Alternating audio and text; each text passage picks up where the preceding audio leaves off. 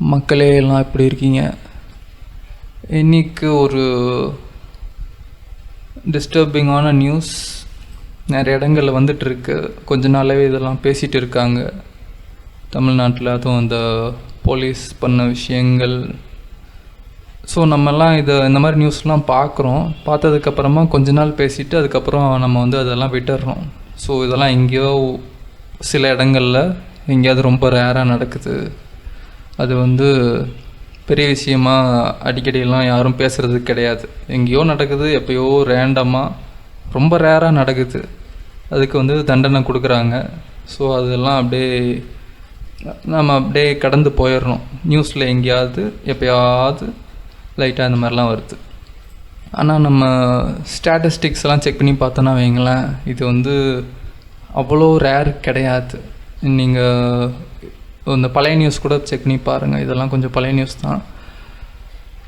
1 woman reports every 15 minutes in India. Right. எல்லாருமே அந்த மாதிரி சம்பவங்கள் நடந்துச்சுன்னா ரிப்போர்ட் பண்ண போகிறது கிடையாது. ஸோ அல்டிமேட்லி இந்த நம்பர்ஸும் கம்மி தான். ஆக்சுவலாக நிறையவே கேசஸ் இருந்திருக்கும். Every 15 minutes. ரைட். இது பழைய நியூஸு. வேர்ல்டு வைடு பார்த்திங்கனாலும் ஸோ நிறையா இருக்குது. நிறையா கேசஸ் நடந்துட்டு தான் இருக்குது. உமன் அண்ட் கேர்ள்ஸ், மைனர்ஸ்,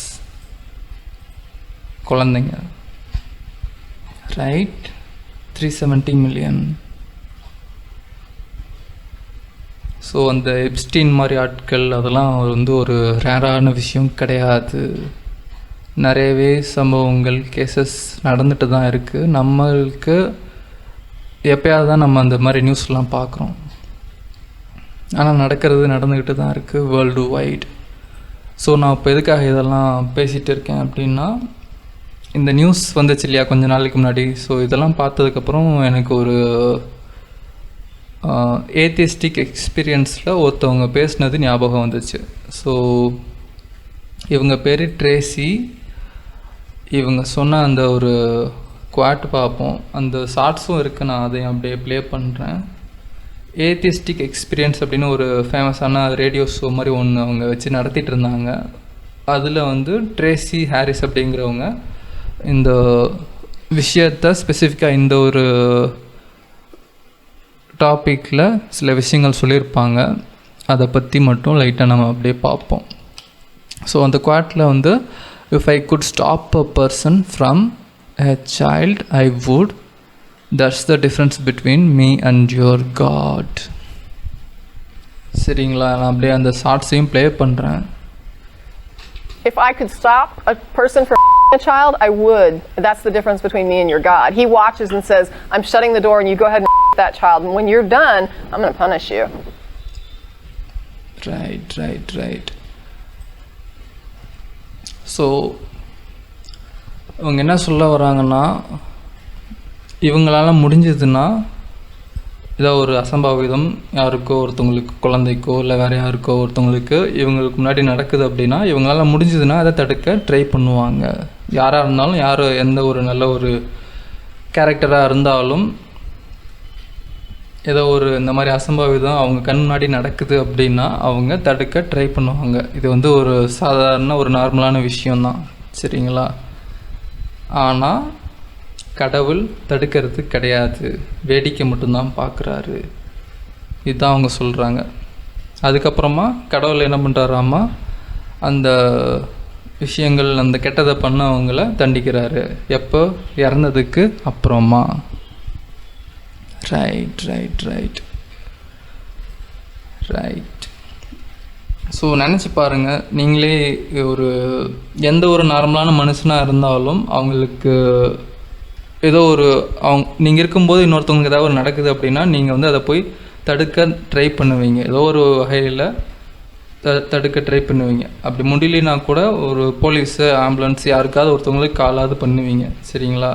இந்த அல்டிமேட் கடவுள் அப்படிங்கிற ஒரு பல ரிலீஜியன்ஸும் சொல்கிற அந்த ஒரு கடவுள் அப்படிங்கிற கேரக்டர் எதுவுமே பண்ணுறது கிடையாது. நாட்டில் இந்த மாதிரி விஷயங்கள் நிறையா நடந்துகிட்டே தான் இருக்குது. வேர்ல்டு வைடு நடக்குது, குழந்தைங்களுக்கு நடக்குது. அந்த கடவுள் எந்த கடவுளுமே தடுக்கிறது கிடையாது. சரிங்களா?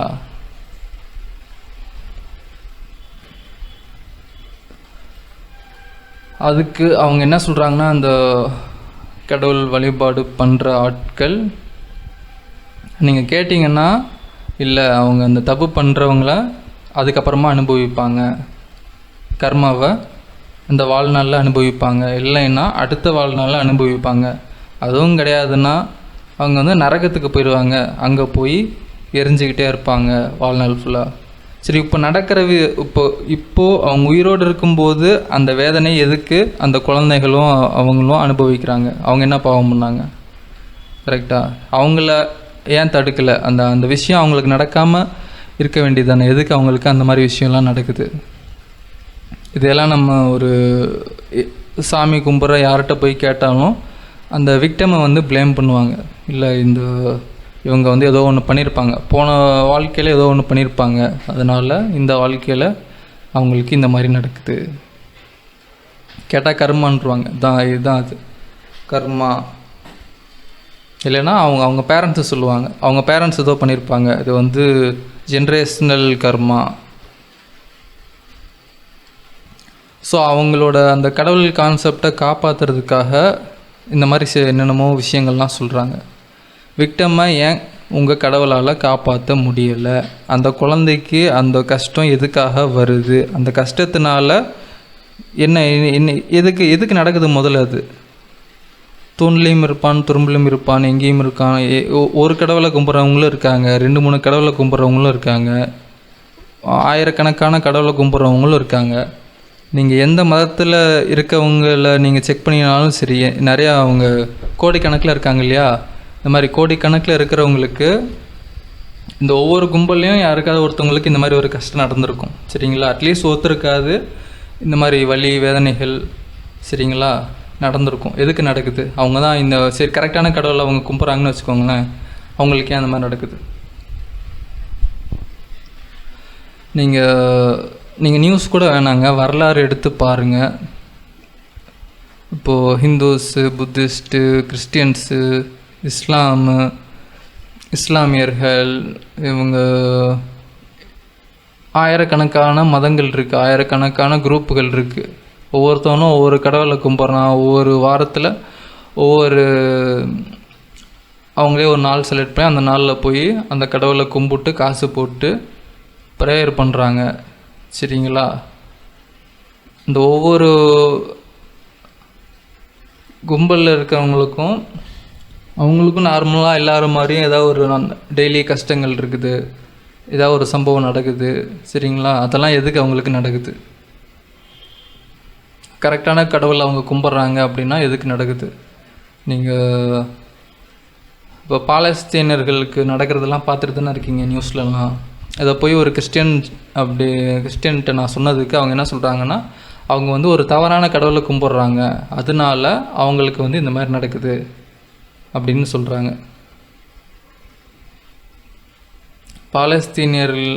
பாலஸ்தீனியர்கள் எல்லாருமே இஸ்லாம் கிடையாது, அவங்க கிறிஸ்டியன்ஸும் இருக்கிறாங்க, ஏத்தியஸ்ட்டும் இருக்கிறாங்க, எந்த கடவுளும் கும்பிடாதவங்களும் இருக்காங்க. எல்லாருக்கும் அது நடக்குது. எல்லாருக்கும் குண்டு போடுறாங்க, எல்லார் வீட்லேயும் அடித்து துரத்துறாங்க. சரிங்களா? ரைடு பண்ணுறாங்க. ஏன் நடக்குது? ஏன் இன்னொரு கடவுளை கும்பிட்டா சரி, நீங்கள் சொல்கிறது உண்மையாகவே இருந்துட்டு போதே, சரி உங்கள் கடவுள் தான் உண்மைன்னு வச்சுக்கோங்களேன். இன்னொரு தப்பான ஒரு கடவுளை அவங்க கும்பிட்றாங்கன்னு வச்சுக்கோங்களேன். ஏன் உங்கள் கடவுள் நல்ல கடவுள் தானே, அன்பான கடவுள் நீங்கள் சொல்லிக்கிறீங்க, ஏன் அந்த கடவுள் காப்பாற்றலை? குழந்தைங்கள கொல்றாங்களே பாம்பு போட்டு, என்னை கும்பிட்டா தான் நான் காப்பாற்றுவேன், இல்லைன்னா நான் கை கட்டி வேடிக்கை பார்ப்பேன் அப்படின்னு இருக்குதா அவங்க கடவுள்? அந்த மாதிரி நினைக்கிற ஒரு கடவுளா? சரி, இந்த மாதிரி சொல்கிறீங்களே கிறிஸ்தவர்கள், உங்களுக்கும் தானே இந்த மாதிரி அந்த வார்லாம் நடந்துச்சு, வேர்ல்டு வார் 1, 2. உங்களுக்கு இந்த கடவுளை கும்பிட்றவங்களுக்கும் இந்த மாதிரி பாம்பு போட்டு கொன்னாங்களே, அதெல்லாம் என்ன கணக்கு? கரெக்டான கடவுள் தான் அப்படின்னா அவங்களுக்கெல்லாம் ஏன் ஒரு நல்ல முடிவு வரல? நிம்மதியான ஒரு இறப்பு ஏன் கிடைக்கல? இதுக்கு பாம்பில் அடிபட்டு செத்தாங்க. போரில் எதுக்காக செத்தாங்க. இதே மாதிரி நான் வந்து எல்லா அந்த குரூப்புகளுக்கும் சொல்லலாம், எல்லா ரிலீஜியஸ் குரூப்புகளுக்கும் சொல்லலாம். இஸ்லாமை கும்பிடுற குரூப்புகளுக்கும் போரில் இறந்துருக்குறாங்க, கிறிஸ்தவர்களும் இறந்துருக்காங்க, இந்துஸும் இறந்துருக்காங்க. நீங்கள் ஈழம் 2009 ஞாபகம் இருக்குங்களா? அங்கே வந்து கிறிஸ்டியன்ஸ் மேக்ஸிமம், ஹிந்துஸு, இந்த மாதிரி பல மதங்களை கும்பிட்டவங்களும் ஈழமில் இருந்திருக்காங்க. அவங்க எல்லாரையும் அடித்து தான் வெளியே துரத்திருக்காங்க. சரிங்களா? நீங்கள் அந்த டாக்குமெண்ட்ரிஸ்லாம் பார்த்தீங்கன்னா, அதுவும் தமிழ் பேச தெரிஞ்சவங்க அதை பார்த்தீங்கன்னா நீங்கள் அதை அது ஃபுல்லாக பார்க்கவே முடியாது, அவ்வளோ சோகமாக இருக்கும். சரிங்களா? இப்போ தான் 2000 அந்த 9/5 அந்த டைம்ஸில் அதெல்லாம் நடந்திருக்கு. விடுதலை சிறுத்தைகளை எப்படியெல்லாம் அவங்க பண்ணாங்க அப்படிங்கிறது. சரிங்களா?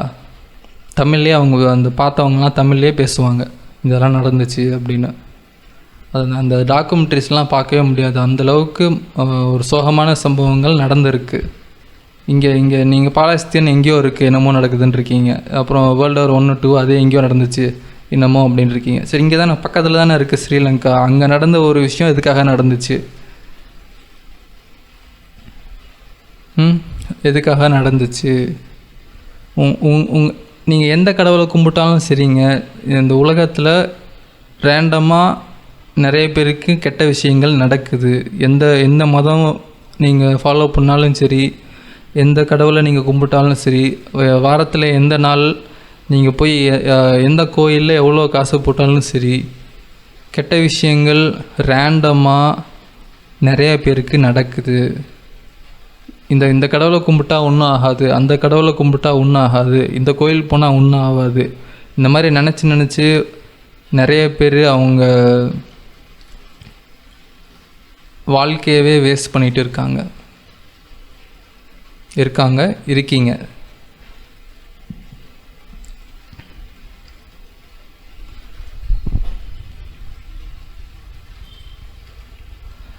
இந்த மைக் அடிக்கடி நானும் இப்படியே செக் பண்ணிக்கிறேன். ஓகே, சரிங்களா? சரி, நான் இப்போ என்ன சொல்ல வரேன்னா, இந்த மதங்கள் எல்லா மதங்களும் போலியானது. சரிங்களா? ஏதோ ஒரு கடவுளில் ஒருத்தன் இருக்கான், வானத்திலேருந்து கீழே பார்த்துக்கிட்டு இருக்கான் அப்படின்னு சொல்லி நம்மளை பயம்புறுத்தி வாரம் நம்ம கையிலிருந்து அமௌண்ட்டு கலெக்ட் பண்ணுறாங்க. இது வந்து ஒரு மல்டி லெவல் மார்க்கெட்டிங். ஒரு குடும்பம் வந்து ஒரு மதத்துக்குள்ளே போச்சுன்னா அவங்கள அப்படியே பிடிச்சி வச்சுக்கிறாங்க.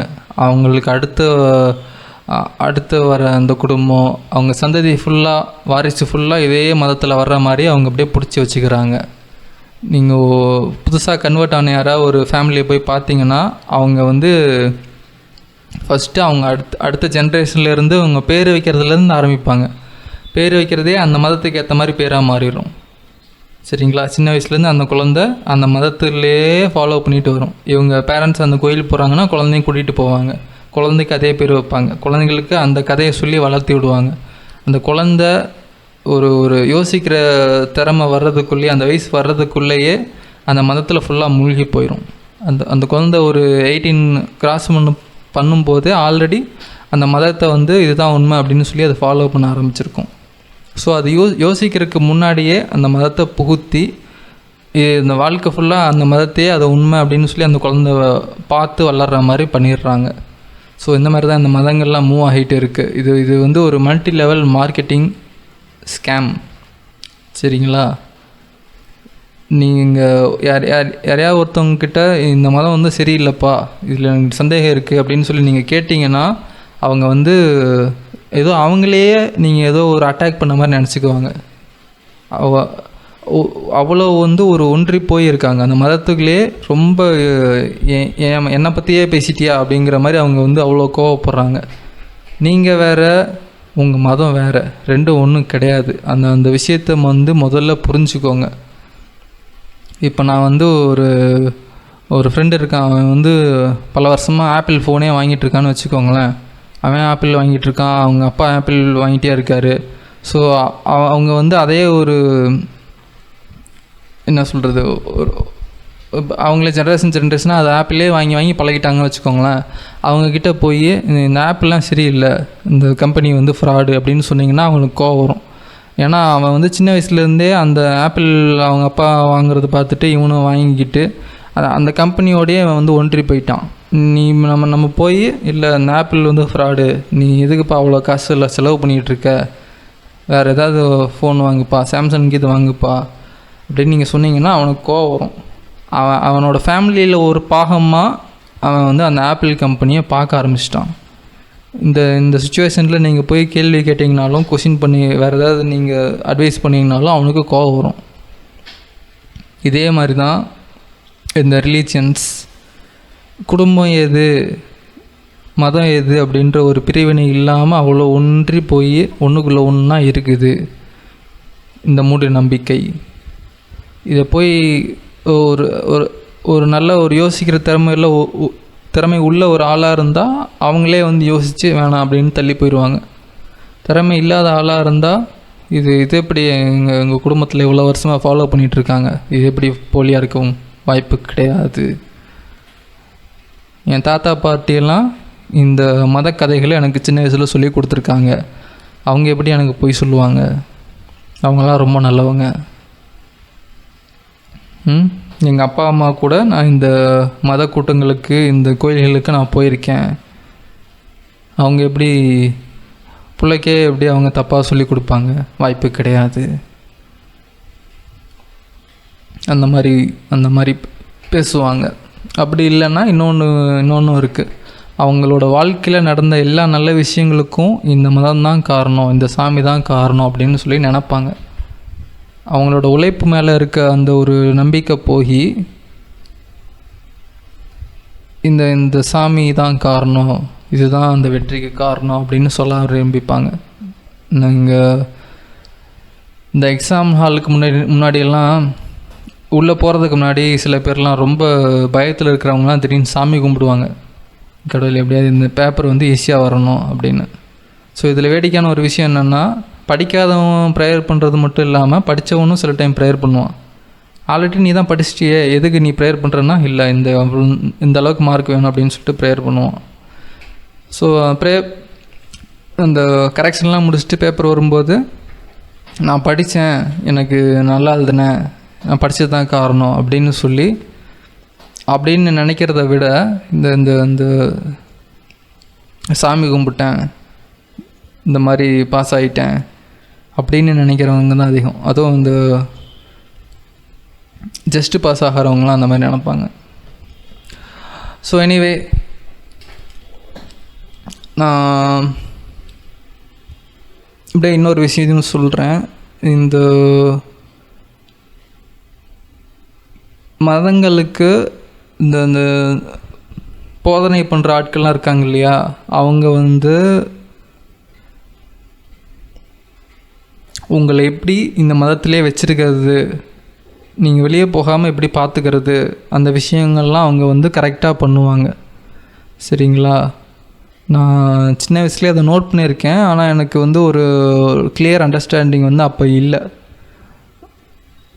ஸோ அவங்க எப்படி பேசுகிறாங்க அப்படின்னு நான் சொல்லிட்டா, நீங்கள் யாரோ ஒருத்தன் அவங்களோட மதத்தில் இருக்கான்னு வச்சுக்கோங்களேன், அவனுக்கு ஏதாவது ஒரு வாழ்க்கையில் ஒரு கெட்டது நடக்குது அப்படின்னா, கடவுள் வந்து உன்னை சோதிக்கிறார் தம்பி அப்படின்னு சொல்லுவாங்க. எப்படி கடவுள் வந்து சோதிக்கிறாரு, இந்த சோதனை முடிஞ்சோடனே உனக்கு வந்து 2 மடங்கு எல்லாம் கிடைக்கும், அந்த மாதிரி சொல்லி பேசுகிறது. அதே பையன் அந்த மதத்தில் இல்லை அப்படின்னா, வேறு மதத்தில் இருக்கான், இல்லைன்னா எந்த மதமே இல்லை, அவன் பாட்டு வெளில போயிட்டான், அவன் பாட்டு நார்மலாக இருக்கான் அப்படின்னா, அவனுக்கு ஏதாவது ஒரு சம்பவம் நடக்கும்போது நீ வந்து கடவுளை விட்டு வெளியில் போயிட்ட, அதனால உனக்கு இந்த சம்பவம் நடக்குது அப்படின்ட்டுருவாங்க. சரிங்களா? இந்த மத போதனைகள் பண்ணுறவங்க அவங்க பேசுகிறது எல்லாமே ஒரு மேனிப்புலேஷன். உங்களை எப்படி மைண்டை குழப்பி மறுபடியும் உள்ளே கொண்டு வர்றது அப்படிங்கிறதுலே அந்த மாதிரியே தான் அவங்க பேசுவாங்க. இங்கே ட்ரைனிங் தர்றாங்களா இல்லை எங்கேருந்து இதெல்லாம் கற்றுக்குறாங்க என்னன்றது எனக்கு தெரியல. ஆனால் அவங்க பேசுகிறது ஃபுல்லாகவே இதே மாதிரி தான் இருக்கும். அப்புறம் இன்னொரு கதையும் இருக்குது, அப்படின்னு அதையும் சொல்கிறேன். இது ரொம்ப வருஷம் முன்னாடி நடந்தது. ஸோ அப்போ வந்து நான் ஏதோ எங்கேயோ ஒரு சர்ச்சில் இருக்கேன். அவங்க அந்த பாஸ்டர் என்ன கதை சொன்னார்னா, அவருக்கு அகெயின்ஸ்டாக யாரோ ஒருத்தர் வந்து சம்திங் பேசிட்டார். எனக்கு ஃபுல்லாக ஞாபகம் இல்லை, எனக்கு என்ன அந்த கான்செப்ட் மட்டும்தான் ஞாபகம் இருக்குது. ஸோ இந்த பாஸ்டரை எதிர்த்து யாரோ ஒருத்தர் எங்கேயோ பேசிட்டார், சரிங்களா. ஸோ அந்த பேசினவருக்கு கொஞ்ச நாள் கழித்து ஏதோ ஒரு சம்பவம் நடந்துருச்சு, கெட்டது ஏதோ நடந்துருச்சு. ஸோ இந்த விஷயத்த அந்த பாஸ்டர் வந்து சர்ச்சில் பேசுகிறாரு. ஸோ நான் இப்போ எனக்கு குழந்தை, எனக்கு என்ன நடந்துச்சுன்னு என்ன சொல்கிறாங்க எதுக்கு சொல்கிறாங்கன்னே தெரில. சரி என்னமோ நடந்துடுச்சு சரி அப்படின்னு சொல்லிட்டு நான் விட்டுட்டேன். ஸோ இப்போது நான் யோசிக்கும்போது அது எப்படி இருக்குன்னா, அவர் வந்து நடந்த ஒரு விஷயத்த சொல்கிற மாதிரி அங்கே உள்ளே உட்காந்துருக்கவங்கள மிரட்டுறாரு இன்டைரக்டாக. என்னை எதிர்த்துக்கிட்டேன்னா அவனுக்கு எப்படி நடந்ததோ அதேமாரி உனக்கு நடக்க போகுது அப்படின்னு சொல்லி மிரட்டுறாரு. இதுக்கும் அங்கெல்லாம் கை தட்டிக்கிட்டு இருந்தாங்க, கடவுளே சூப்பர் அப்படின்னு.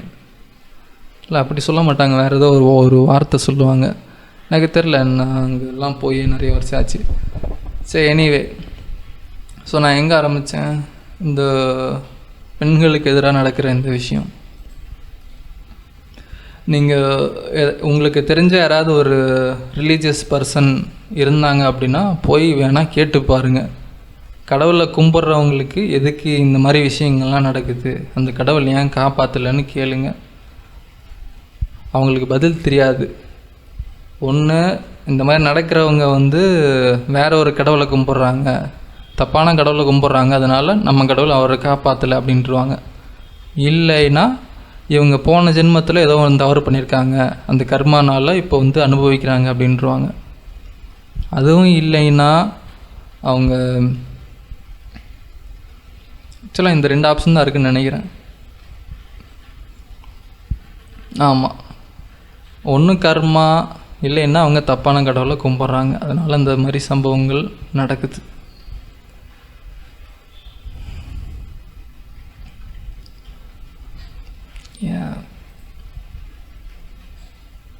எங்கேயோ ரேராக நடக்கிற மாதிரி சொல்லுவாங்க, அதெல்லாம் நம்பாதீங்க. இதெல்லாம் ரேரு கிடையாது, நிறைய இடங்களில் நடந்துட்டு தான் இருக்குது. ரிப்போர்ட் பண்ணுறவங்களே கம்மி. அகெயின் நான் சொன்னது யோசிச்சு பாருங்கள். சரி நீங்களே ஒரு எக்ஸாம்பிளுக்கு வச்சுக்கோங்க. நீங்கள் வந்து கடவுள்னு வச்சுக்கோங்களேன். உங்களுக்கு நீங்கள் எல்லா கண்ட்ரோல்லையும் நீங்கள் இருக்கீங்க. நீங்கள் நினச்சா என்ன வேணால் பண்ணலாம், சரிங்களா. நீங்கள் வந்து ஒரு கடவுளாக இருக்கீங்க. இந்த மாதிரி மக்கள்லாம் ஏதோ பண்ணிகிட்ருக்காங்க, நீங்கள் மேலே இருந்து பார்த்துக்கிட்டு இருக்கீங்க, சரிங்களா. திடீர்னு ஏதோ ஒரு விஷயம் நடக்குது, சரிங்களா. ஒரு மர்டர் நடக்குது, நீங்கள் கடவுளாக இருக்கீங்க. நீங்கள் அதை காப்பாற்றுவீங்களா மாட்டிங்களா? இல்லை இந்த அந்த குரூப் வந்து வேறு யாரையோ கும்பிட்றாங்க, என்னையை கும்பிடல, அதனால் நான் அந்த மர்டரை பார்த்துக்கிட்டு இருப்பேன், நான் தடுக்க மாட்டேன் அப்படின்னு இருப்பீங்களா? இல்லை போய் தடுத்து நிறுத்துவீங்களா? யோசிச்சு பாருங்கள். சரி நீங்கள் அந்த மாதிரி ஒரு சைக்கோ கடவுள்னே வச்சுக்கோங்களேன். உங்களை கும்பிட்டா மட்டும்தான் நீங்கள் போய் காப்பாற்றுவீங்க, அந்த மாதிரி ஒரு மென்டல் கடவுள். சரி அதே சம்பவம் மறுபடியும் நடக்குது. உங்களை கும்பிட்ற குரூப்பு அவங்கள வந்து யாரோ மர்டர் பண்ண போய்கிட்டு இருக்காங்க, தடுத்து நிறுத்துவீங்களா மாட்டிங்களா? தடுத்து நிறுத்துவீங்களா? இல்லை போன லைஃப்பில் போன வாழ்க்கையில் போன ஜென்மத்தில் அவங்க ஏதோ பண்ணிட்டாங்க, அதுக்காக இந்த ஜென்மத்தில் அவங்க வந்து சாவட்டும் அப்படின்னு சொல்லி வேடிக்கை பார்ப்பீங்களா?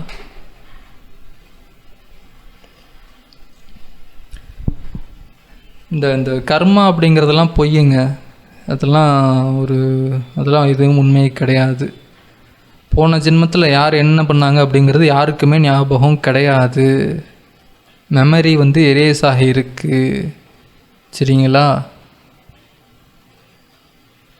நீ போன ஜென்மத்தில் ஏதோ ஒன்று தவறு பண்ணிட்ட, அதனால் இப்போ உனக்கு இதெல்லாம் நடக்குது அப்படின்னு யாராவது சொன்னாங்கன்னா கேட்காதீங்க, அது வந்து ஃப்ராடு.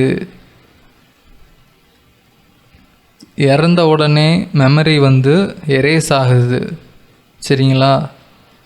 நீங்கள் நியர் டெத் எக்ஸ்பீரியன்ஸ் அந்த லிஸ்ட்லாம் இருக்கும் ஏதோ ஒரு வெப்சைட்டில், நீங்கள் அதை போய் செக் பண்ணி பாருங்கள். நான் அப்புறமா லிங்க் பண்ணுறேன், எனக்கு வெப்சைட் பேர் ஞாபகம் இல்லை. நீங்கள் அதை செக் பண்ணி பாருங்கள். மோஸ்ட்லி வந்து அந்த லைட் டனல் நிறைய பேர் சொல்லுவாங்க. அந்த எந்த கதைகளை நீங்கள் நியர் டெத் எக்ஸ்பீரியன்ஸில் பார்த்தீங்கன்னாலும் நீங்கள் கும்பிட்ற ஏதாவது ஒரு கடவுள் வர்ற மாதிரி இருக்கும், கூட்டிகிட்டு போய் மெமரி எரேஸ் பண்ணி விட்ருவாங்க, இன்னொரு வாழ்க்கையில் மறுபடியும் முதல்லேருந்து ஆரம்பிக்கிற மாதிரி இருக்கும். அந்த அந்த லைட்டுக்குள்ளே போனால். சரிங்களா? நீங்கள் இந்த கர்மா கதைகள், போன ஜென்மத்தில் நீ பண்ணிட்ட தவறு பண்ணிட்ட அப்படின்ற கதைகள்லாம் உண்மை கிடையாது. ஏன் உண்மை கிடையாதுன்னா, நம்ம யாருக்குமே ஞாபகம் கிடையாது. போன ஜென்மத்தில் என்ன நடந்துச்சு எதுவுமே தெரியாது. என்னவா இருந்த, எத்தனை ஜென்மம் முன்னாடி இதுக்கு முன்னாடி வந்த, எதுவுமே தெரியாது. சரிங்களா? உள்ளே ஒருத்தன் ஜெயிலுக்குள்ளே ஒருத்தன் இருக்கான் அப்படின்னா நீங்கள் போய் கேட்டிங்கன்னா, ஏன்பா உள்ளே இருக்க, என்ன என்ன என்ன பண்ண, என்ன தப்பு பண்ண அப்படின்னா அவன் வந்து சொல்லுவான், இந்த மாதிரி தப்பு பண்ணினா இந்த மாதிரி தண்டனை கிடச்சிது, உள்ளே இருக்கேன். சரிங்களா? இப்போது நம்மலாம் இங்கே இருக்கோம், நம்மலாம் ஏதோ ஒரு பண்ண தப்புக்கு நான் இங்கே இருக்கோம் அப்படின்னா அது என்ன தப்புன்னு நமக்கு தெரியணும் இல்லையா? அது என்ன தப்பு அப்படிங்கிறத நம்மளுக்கு சொல்லவே இல்லைன்னா நம்ம தப்பே பண்ணலைன்னு அர்த்தம். சரிங்களா? எந்த தண்டனையாக இருந்தாலும், ஜெயிலுக்குள்ளே இருக்கவன் எவனாக இருந்தாலும் அவன் என்ன தப்பு பண்ணியிருக்கான் அப்படிங்கிறது அவனுக்கு தெரியும். அதனால தான் ஓரளவுக்கு நிம்மதியாக இருக்கான். சரி, நம்ம இந்த தப்பு பண்ணோம், இந்த நாள் இத்தனை நாள் இங்கே இருக்கணும், அவ்வளோதான். நம்ம இங்கே இருக்கோம், இத்தனை அனுபவிக்கிறோம் அப்படின்னா இது இது இது இது நம்ம பண்ண தவறு கிடையாது. நம்மளை மெமரி எரேஸ் பண்ணிவிட்டு நம்ம தப்பு பண்ணியிருக்கோம் அப்படின்னு சொல்லி நம்மளை நம்ப வைக்கிறாங்க. சரிங்களா? நம்ம எந்த தவறும் பண்ணலை. தப்பு ஒரு வேளை பண்ணியிருந்தால் அது நம்மளுக்கு ஞாபகம் இருந்திருக்கும். நம்மளுக்கு இந்த தண்டனை கொடுக்குறாங்க அப்படின்னா இதுதான் நம்ம தப்பு, இதுதான் நான் இந்த வாழ்க்கையில் இது நடந்துச்சு அப்படிங்கிற ஞாபகம் நம்மளுக்கு இருந்திருக்கும். எந்த ஞாபகமும் யாருக்கும் கிடையாது.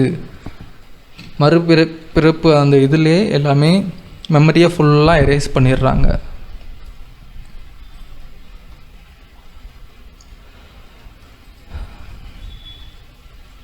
சரிங்களா? அதனால் அந்த கர்மா அது இது வேறு வாழ்க்கையில் நீ ஏதோ பண்ணிட்ட அந்த மாதிரிலாம் சொன்னாங்கன்னா அது மேனிப்புலேஷன், உங்களை வந்து ஏமாத்துறாங்க அப்படிங்கிறது தான் அர்த்தம். கடவுள் நல்லவன் அப்படின்னா அவனுக்கு இந்த ஒரு தண்டனை கொடுக்குறான் அப்படின்னா ஞாபகத்தை எதுக்கு எடுக்கணும், என்ன அவசியம் இருக்குது? ஞாபகமே இல்லை அப்படின்னா அவனை ஈஸியாக எதை வேணால் சொல்லி நம்ப வைக்கலாம். எந்த ஆங்கிளில் நீங்கள் யோசிச்சு பார்த்தீங்கனாலும் இந்த கர்மா, போன ஜென்மத்தில் நீ பண்ணுது, இது எல்லாமே வந்து ஒரு கிளியரான ஃப்ராட் அப்படிங்கிறது நம்மளுக்கு புரியும். அப்புறம் இன்னொரு விஷயம், நீங்கள் கர்மா அப்படிங்கிறது அந்த விஷயத்தில் நான் இன்னொரு விஷயமும் சொல்கிறேன். இப்போது நிறைய பேர் வந்து நம்பிட்டு இருக்காங்க இல்லையா, புத்திஸ்ட் ஆகட்டும் ஹிந்துஸ் ஆகட்டும், இந்த கர்மா டாப்பிக்கை ரொம்ப ஹெவியாக நம்பிகிட்டே இருக்காங்க. அவங்கக்கிட்ட போய் இந்த மாதிரிலாம் பேசுனா அதெல்லாம் கிடையாது, இதாக இருந்தாலும் சன் இருக்குது, மூன் இருக்குது, இன்னன் யாங் இருக்குது, எல்லாமே ஈக்குவல் தான். ஸோ நம்ம ஏதாவது ஒன்று பண்ணியிருப்போம் அதனால தான் நடக்குது, இல்லை அப்படின்னு சொல்லி தட்டி கழித்து பேசுவாங்க. சரிங்களா? ஸோ அந்த மாதிரியான ஆட்கள்கிட்ட நான் என்ன கேட்குறேன்னா, இப்போ இந்த உலகத்தில் கெட்டது பண்ணுறவங்க தான் நல்லா இருக்காங்க. கோடீஸ்வரர்கள், மல்டி பில்லியன் மில்லியன் டாலர் வச்சுருக்கிறவங்க எல்லாரும் தவறு பண்ண ஆட்கள். சரிங்களா? நல்லவங்க கிடையாது. நல்லவங்க நேர்மையாக உழைக்கிறவங்க, மற்றவங்களுக்கு செய்யணும், நல்லது செய்யணும்னு நினைக்கிறவங்க, அவங்கெல்லாம் கஷ்டப்பட்டுக்கிட்டு இருக்காங்க. எப்ஸ்டீன் கேஸே நீங்கள் ஒரு எக்ஸாம்பிளாக எடுத்துக்கோங்க. அவ்வளோ பேர் வாழ்க்கையை நாசம் பண்ண அந்த கும்பல், அவங்களோட பேர் கூட வெளியில் வரல. அவங்கெல்லாம் ஒரே ஒரு ஆள் மட்டும்தான் மாட்டினா, அந்த ஆளையும் எங்கேயோ எஸ்கேப் ஆக விட்டுட்டாங்க. எனக்கு தெரிஞ்சு எப்ஸ்டீன் வந்து சாகலை மோஸ்ட்லி. ஏன்னா அந்த ஆள் இறந்துட்டதாக சொன்னாங்க. அதுக்கப்புறமா அந்த பேங்க் வந்து ஆக்டிவாக தான் இருந்திருக்கு. இஸ்ரேல் கூட ஓடி போய் அங்கே போய் தங்கியிருக்கலாம். சரிங்களா? யூஎஸில் மோஸ்ட்லி ஏதாவது ஒரு கேஸில் இந்த மாதிரி எஸ்ஏ கேஸில் மாட்டினவங்களாம் என்ன பண்ணுவாங்கன்னா இஸ்ரேலுக்கு ஓடி போய் தங்கிடுவாங்க, டியூவல் சிட்டிசன்ஷிப் வச்சுருப்பாங்க. ஸோ அந்த மாதிரி மோசமான சம்பவங்கள் பண்ணவங்கலாம் உயிரோடு இருக்காங்க, கேஸில் மாட்டல, ஜெயிலுக்கும் போகல. அவங்க பேரே முதல்ல வெளியில் வரல. எப்ஸ்டீன் லிஸ்ட்டு நீங்கள் செக் பண்ணி பார்த்தீங்கன்னா அவங்க பேரே வெளியில் வரல. ஒரு ஆள் பிரசிடெண்ட்டாக இருக்கான். ஸோ தவறு பண்ணுறவங்க, ரொம்ப ரொம்ப மோசமான விஷயங்கள் பண்ணுறவங்க, பணக்காரங்கள்லாம் சந்தோஷமாக இந்த உலகத்தில் இருக்காங்க. நல்லதை பண்ணணும்னு நினைக்கிறவங்க, நேர்மையாக இருக்கிறவங்க, சரிங்களா, எந்த அளவுக்கு ஒரு குட் ஹார்ட் ஒருத்தவங்களுக்கு இருக்கோ அந்த அளவுக்கு அவங்க வந்து கஷ்டப்பட்டுக்கிட்டு இருக்காங்க. கர்மா நம்ம உயிரோடு இருக்கும்போதே இங்கேயே வேலை செய்யலை அப்படின்னா இறந்ததுக்கப்புறமா அது எப்படி வேலை செய்யும்? என்னன்னு அங்கே இந்த சன்னு மூணு யாரோ ஒருத்தவங்க வேறு ஏதோ ஒன்று சொன்னாங்க, every action has equal and opposite reaction something. சரிப்பா, எல்லாம் கரெக்டு தான்ப்பா. இங்கேயே நம்ம உயிரோடு இருக்கும்போதே கெட்டவங்க நல்லா இருக்கிறாங்க அப்படின்னா அந்த கடவுள் இறந்ததுக்கப்புறமா வாழ்க்கையை வச்சு அடுத்த வாழ்க்கையில் பனிஷ்மெண்ட் கொடுக்கும் அப்படிங்கிறத நம்ம எப்படி நம்புறது? சரி, இப்போ எப்ஸ்டீன் செத்துட்டான்னு வச்சுக்கோங்களேன். செத்துட்டான். இப்போ அடுத்த வாழ்க்கை அவனுக்கு ரீஇன்கார்னேஷன் அவனுக்கு நடக்குது. கடவுள் அவனை நீ இந்த மாதிரிலாம் பண்ணிட்ட, உன்னை இந்த டார்ச்சரில் பண்ண போகிறேன் இந்த ஜென்மத்தில் அப்படின்னு சொல்லி கொடுக்குறான்னு வச்சுக்கோங்களேன். இன்னொரு வாழ்க்கை அந்த அந்த ஆளோட சோல் இன்னொரு வாழ்க்கைக்குள்ளே போகுது. குழந்தையா மறுபடியும் பிறந்து அந்த ஆள் அந்த மாதிரி கஷ்டப்படுறான்னு வச்சுக்கோங்க. அந்த ஆளுக்கு எப்படி தெரியும் நம்ம போன ஜென்மத்தில் இந்த தவறு பண்ணியிருக்கோம், அதனால தான் இப்போ இந்த தண்டனை நடக்குது நம்மளுக்கு அப்படின்னு அந்த எப்ஸ்டீனோட சோலுக்கு எப்படி தெரியும்? தெரியாது. ஏன்னா மெமரி எரேஸ் ஆகியிருக்கும். இது ஒரு லாஜிக்கலாகவே ஒரு தப்பான இது கான்செப்ட், லாஜிக்கே கிடையாது. இப்போ நீங்கள் ஒரு ஜெயிலுக்குள்ளே எந்திரிக்கிறீங்கன்னா வச்சுக்கோங்களேன். நீங்கள் திடீர்னு கண் முழிக்கிறீங்க. என்னென்னு பார்த்தா நாலு ஒரு சைடு கம்பியாக இருக்குது, இன்னொரு சைடு ஃபுல்லாக சிமெண்ட்டாக இருக்குது. ஒரு சின்ன விண்டோ மட்டும்தான் இருக்குது. சுற்றி முற்றி பார்த்துட்டு எதிரில் பார்த்தா இன்னொருத்தன் உள்ளே அங்கே இருக்கான், ஜெயில் ட்ரெஸ் போட்டிருக்கான். என்னென்னு விசாரிச்சிங்கன்னா, பா நீ ஜெயிலில் இருக்குப்பா அப்படின்னு சொல்கிறாங்க. உனக்கு ஆனால் எதுவுமே ஞாபகம் இல்லை. ஜெயிலில் உள்ள ஒரு செல்குள்ளே இருக்கீங்க. வார்டன்கிட்ட பேசுனா வார்டன் இல்லை நீ இந்த மாதிரிலாம் வெளியில் ஏதோ பண்ணிட்ட, அதனால் உன்னை பிடிச்சி உள்ளே போட்டாச்சு, உனக்கு ஜட்ஜ்மெண்ட்டும் கொடுத்தாச்சு, இத்தனை வருஷம் நீ ஜெயிலில் இருக்கணும் அப்படின்றாங்க. அமைதியாக அப்படியே இருப்பீங்களா? இப்போ தான் நான் கண்ணு முடிக்கிறேன், எனக்கு எதுவுமே ஞாபகம் இல்லை, எங்கே இருக்கேனே தெரில, யாருண்ணா அப்படிங்கிறதே எனக்கு தெரில, பார்த்தா என்னை ஜெயிலில் போட்டு வச்சுருக்கீங்க. மெமரி எரேஸ் ஆகிருச்சு அப்படின்னா அதே ஒரு கோல்மால்தனம், ஃப்ராடு அப்படிங்கிறத புரிஞ்சுக்கோங்க. ஜெயிலில் இருக்க ஒரு மோசமான கொலைகாரன், ஒரு சீரியல் கில்லர் ஜெயிலில் இருக்கான்னு வச்சுக்கோங்களேன், வாழ்நாள் ஃபுல்லாக ஜெயிலில் இருக்கான் அப்படின்னு அவனுக்கு ஜட்ஜ்மெண்ட் வந்திருக்குன்னு வச்சுக்கோங்களேன். அந்த ஆள்கிட்ட போய் கேட்டிங்கன்னா அவன் சொல்லுவான், நான் இதெல்லாம் பண்ணேன், இங்கே இருக்கேன் அப்படின்னு. அவனுக்கு அட்லீஸ்ட் ஒரு நிம்மதியாக இருக்கும், நம்ம இதை பண்ணோம், இதனால் இங்கே இருக்கோம் அப்படின்னு. சரிங்களா? நம்மளாம் எதுக்கு இங்கே இருக்கோம்? நம்மளாம் எதுக்கு இங்கே கஷ்டப்படுறோம்? அந்த குழந்தைங்கள் இவங்கெல்லாம் ஏன் கஷ்டப்படுறாங்க? பெண்கள் ஏன் கஷ்டப்படுறாங்க? என்னை கும்பிட்டாதான் நான் காப்பாற்றுவேன் அப்படின்னு சொல்லி ஒரு கடவுள் சொல்லுதுன்னா அந்த கடவுள் நல்ல கடவுளா? அந்த கடவுளை எதுக்கு நீங்கள் ஃபாலோ பண்ணுறீங்க?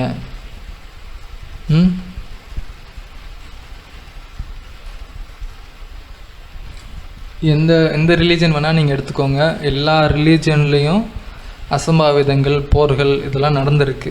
எல்லா ரிலீஜனை கும்பிட்றவங்களும் எல்லா சாமியை கும்பிட்றவங்களுக்கும் இந்த சம்பவங்கள்லாம் நடந்திருக்கு. எந்த கடவுளும் யாரையும் தடுத்தது கிடையாது.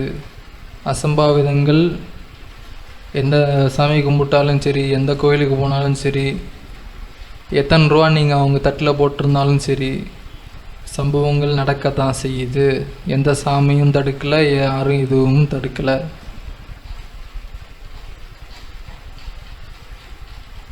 அப்புறம் இன்னொரு கும்பலும் இருக்காங்க. அவங்க என்ன சொல்லுவாங்கன்னா, அந்த நியூ ஏஜ் குரூப்பு, நீ இந்த உலகத்தில் இந்த அனுபவிக்கிறதுக்காக வந்திருக்க, இந்த ஹியூமன் எக்ஸ்பீரியன்ஸை நீ பார்க்குறதுக்காக வந்திருக்க அப்படின்னு சொல்லுவாங்க. என்ன ஹியூமன் எக்ஸ்பீரியன்ஸ்? எதை நீங்கள் சொல்கிறீங்க? வயசாகி போய் நடக்க முடியாமல், சாப்பிட முடியாமல், கண்ணு தெரியாமல் இறக்கிறத எக்ஸ்பீரியன்ஸ் பண்ணுறதுக்காக நம்ம இங்கே வந்திருக்கோமா? இல்லை அப்புறம் இந்த மாதிரி கொடுமைகள்லாம் நடக்குது, இதையெல்லாம் அவங்க எக்ஸ்பீரியன்ஸ் பண்ணி என்ன பண்ண போகிறாங்க? இதை எதுக்கு எக்ஸ்பீரியன்ஸ் பண்ண யார் வரணும்? எதுக்காக வரணும்? இந்த உலகத்தில் என்ன நடக்க போகுதுன்னு தெரிஞ்சிருந்தால் யாருமே வாண்டடாக வரமாட்டாங்க. இந்த வாழ்க்கையை நான் வாழ்ந்து பார்க்க போகிறேன் அப்படின்னு எந்த சக்தியும் பிறந்து வராது. ஏன்னா இது ஒரு சந்தோஷமான ஒரு எக்ஸ்பீரியன்ஸ் கிடையாது.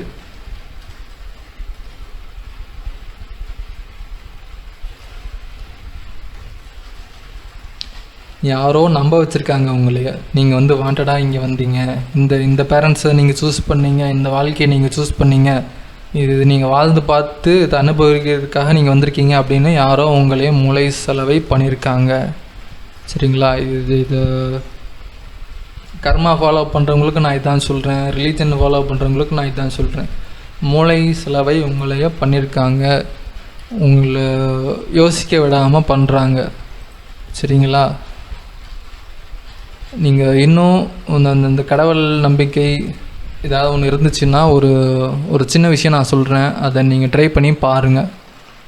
என்னன்னா, ஒரு ரூமுக்குள்ளே போங்க, போயிட்டு ஃபேனு லைட்டு ஏதாவது ஒரு சுவிட்சை வந்து ஆஃப் பண்ணுங்கள். ஆஃப் பண்ணிவிட்டு உங்களுக்கு பிடிச்ச கடவுள், அந்த கடவுள் எழுதின புக்காக நீங்கள் நினைக்கிற அந்த ஹோலி புக்கு அதை எடுத்துக்கோங்க. எடுத்துக்கிட்டு கும்பிட ஆரம்பிங்க. எத்தனை கடவுள் இருக்கோ, நீங்கள் எது ஃபேவரட் கடவுளோ, எதுவாக இருந்தாலும் சரி, 1 இருந்தாலும் சரி, 3 இருந்தாலும் சரி, பல 1000 கடவுளாக இருந்தாலும் சரி, உங்களுக்கு எந்தெந்த கடவுள்லாம் பிடிக்குமோ அந்த கூட கடவுள் பேரெல்லாம் சொல்லி கூப்பிட்டு, கடவுளே இந்த சுவிட்சை மட்டும் ஆன் பண்ணுங்க அப்படின்னு சொல்லி ப்ரேயர் பண்ணுங்கள். சரிங்களா? எத்தனை வருஷம் ஆனாலும் பரவாயில்ல, அதே இடத்துல உட்காந்து ப்ரேயர் பண்ணுங்கள். சாப்பிடாமல் இருப்பீங்களோ, இல்லை கத்தி பாட்டு பாடி ப்ரேயர் பண்ணுவீங்களோ, இல்லை முட்டி போட்டு ப்ரேயர் பண்ணுவீங்களோ, இல்லை அழுது ப்ரேயர் பண்ணுவீங்களோ, உங்களுக்கு எந்த மாதிரி ஸ்டைலில் தோணுதோ அந்த மாதிரியெல்லாம் ப்ரேயர் பண்ணுங்கள். இல்லைன்னா உங்கள் கடவுளுக்கு தமிழ் தெரியாதுன்னா இங்கிலீஷில் பண்ணுங்கள். இங்கிலீஷ் தெரியாதுன்னா வேறு என்னங்க உங்கள் கடவுளுக்கு பிடிக்குமோ அந்த லாங்குவேஜில் ப்ரேயர் பண்ணுங்கள்.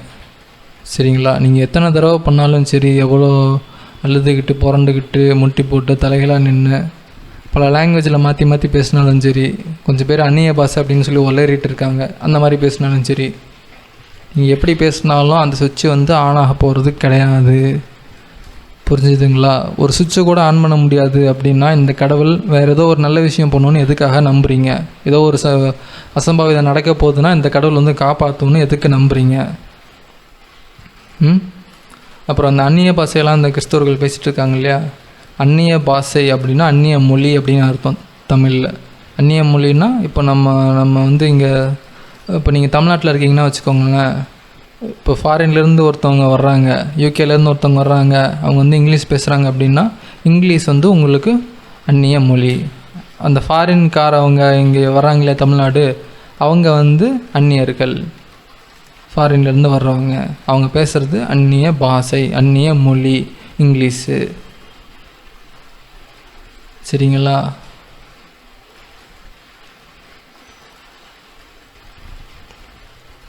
இப்போ நார்த் இந்தியாவிலேருந்து ஒருத்தருங்க அதே மாதிரி வர்றாங்க அப்படின்னா அவங்களும் அந்நியர்கள். அவங்க பேசுகிறது வேறு ஒரு லாங்குவேஜ், ஹிந்தியில் பேசுகிறாங்கன்னா அது வந்து உங்களுக்கு அந்நிய மொழி. சரிங்களா? நீங்கள் உளர்றது அது ஒரு மொழி கிடையாது. யாரோ ஒருத்தவங்களை வந்து நம்ப வச்சுருக்காங்க. இந்த ஏதோ இது ராக்காபா ஈக்காபா அப்படின்னு உளருவாங்க. அந்த மாதிரி உளர்றது வந்து ஒரு மொழி கிடையாது. அது வந்து ஏஞ்சல்ஸ் எல்லாம் பேசுகிற மொழி அப்படின்னு சொல்லி நம்ப வச்சுருக்காங்க. அந்த உளர்றவங்களெலாம் பார்த்திங்கன்னா எப்போயுமே ராக்காபா அப்படின்னு ஆரம்பிப்பாங்க. ஏன் அப்படி ஆரம்பிக்கிறாங்க அப்படின்னா அது வந்து ஃபாரின்லலாம் அவங்க ஆரம்பித்தது. ஓகே அப்படின்னு சொல்லி அவங்க எப்படியெல்லாம் உளர்றாங்க அப்படிங்கிறத பார்த்து வச்சு அதே மாதிரி இங்கேயும் உளர்றாங்க. உளறி முடிச்சுட்டு இந்த வசனங்களை இதை சொல்லிடுவாங்க. இந்த உளர்னதுக்கு இந்த வசனம் தான் டிரான்ஸ்லேஷன் அப்படின்னு சொல்லிடுவாங்க. உளர்றது வந்து ஒரு மொழி கிடையாதுங்க. சரிங்களா? அந்நிய பாஷைங்கிறது அந்நிய மொழி, வேறு ஒரு மொழி. தமிழ் மாதிரி, இங்கிலீஷ் மாதிரி, ஹிந்தி மாதிரி, தெலுங்கு மாதிரி, கன்னடா மாதிரி ஒரு மொழி அது. ஓகே, எனிவே அந்த சுவிட்ச் மேட்ருக்கே நான் மறுபடியும் வரேன். ஒரு சுவிட்சு கூட ஆன் பண்ண முடியாத ஒரு கடவுளை நம்பி எதுக்காக உங்களோட வாழ்க்கையை வேஸ்ட்டு பண்ணுறீங்க? பண்ணாதீங்க. அந்த கடவுளால் ஒரு லைட் சுவிட்சு, ஒரு ஃபேன் சுவிட்சு கூட போட முடியாது. உங்கள் டைமையும் காசையும் வேஸ்ட்டு பண்ணாதீங்க.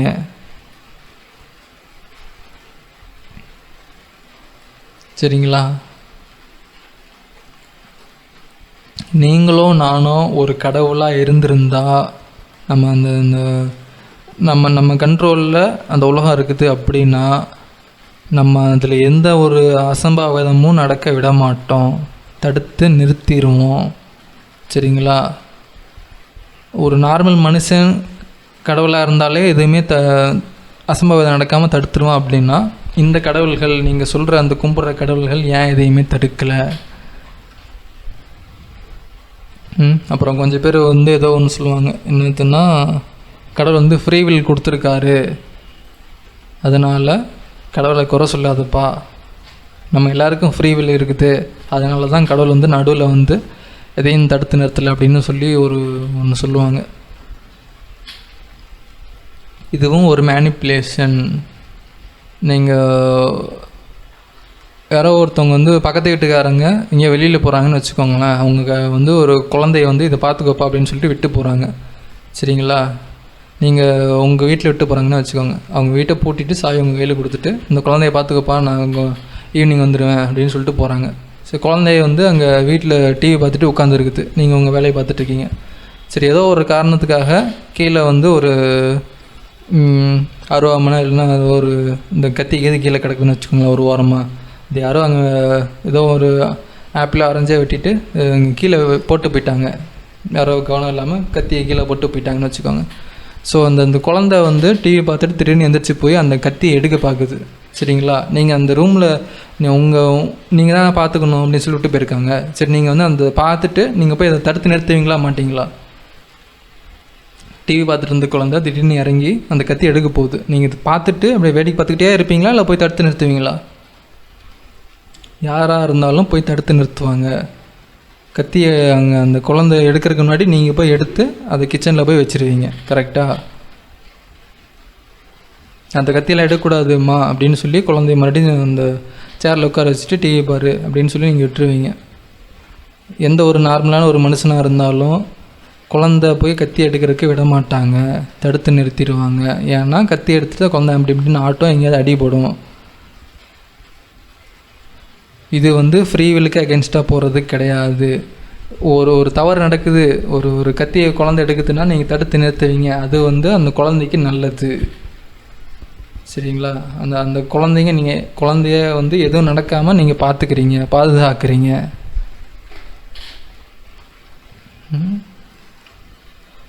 இதே மாதிரி விஷயங்கள் இது வந்து ஃப்ரீ வில்லுக்கு அகென்ஸ்ட்டு கிடையாது. கடவுளுக்கு நம்மலாம் ஒரு குழந்தைகள் மாதிரி தானே, கரெக்டாக?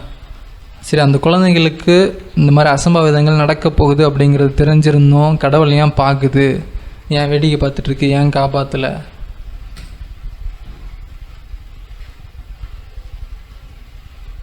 சொல்லுங்கள், ஏன் காப்பாற்றலை? ஏன் காப்பாற்ற மாட்டேங்குது?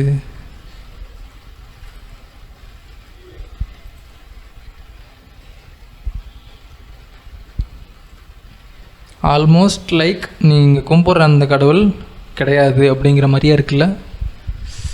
அப்பா நீ சொல்கிறதெல்லாம் பார்த்தா கடவுள் தடசமாக நான் கும்பிட்ட கடவுள் இல்லை போல இருக்கே. அப்போ இத்தனை வருஷமாக நடந்த எல்லா நல்ல விஷயங்களுக்கும் நான் தான் காரணமா, என் உழைப்பு தான் காரணமா அப்படின்னு நினச்சிங்கன்னா ஆமாம், நீங்கள் தான் காரணம். உங்கள் வாழ்க்கையில் நடந்த எல்லா நல்ல விஷயங்களுக்கும் நீங்கள் தாங்க காரணம். ஏதாவது கெட்ட நடந்துருந்துச்சுன்னா அது ரேண்டமாகவும் இருக்கலாம், இல்லை வாண்டடாக யாராவது வந்து வேணும்னேவும் பண்ணியிருக்கலாம்.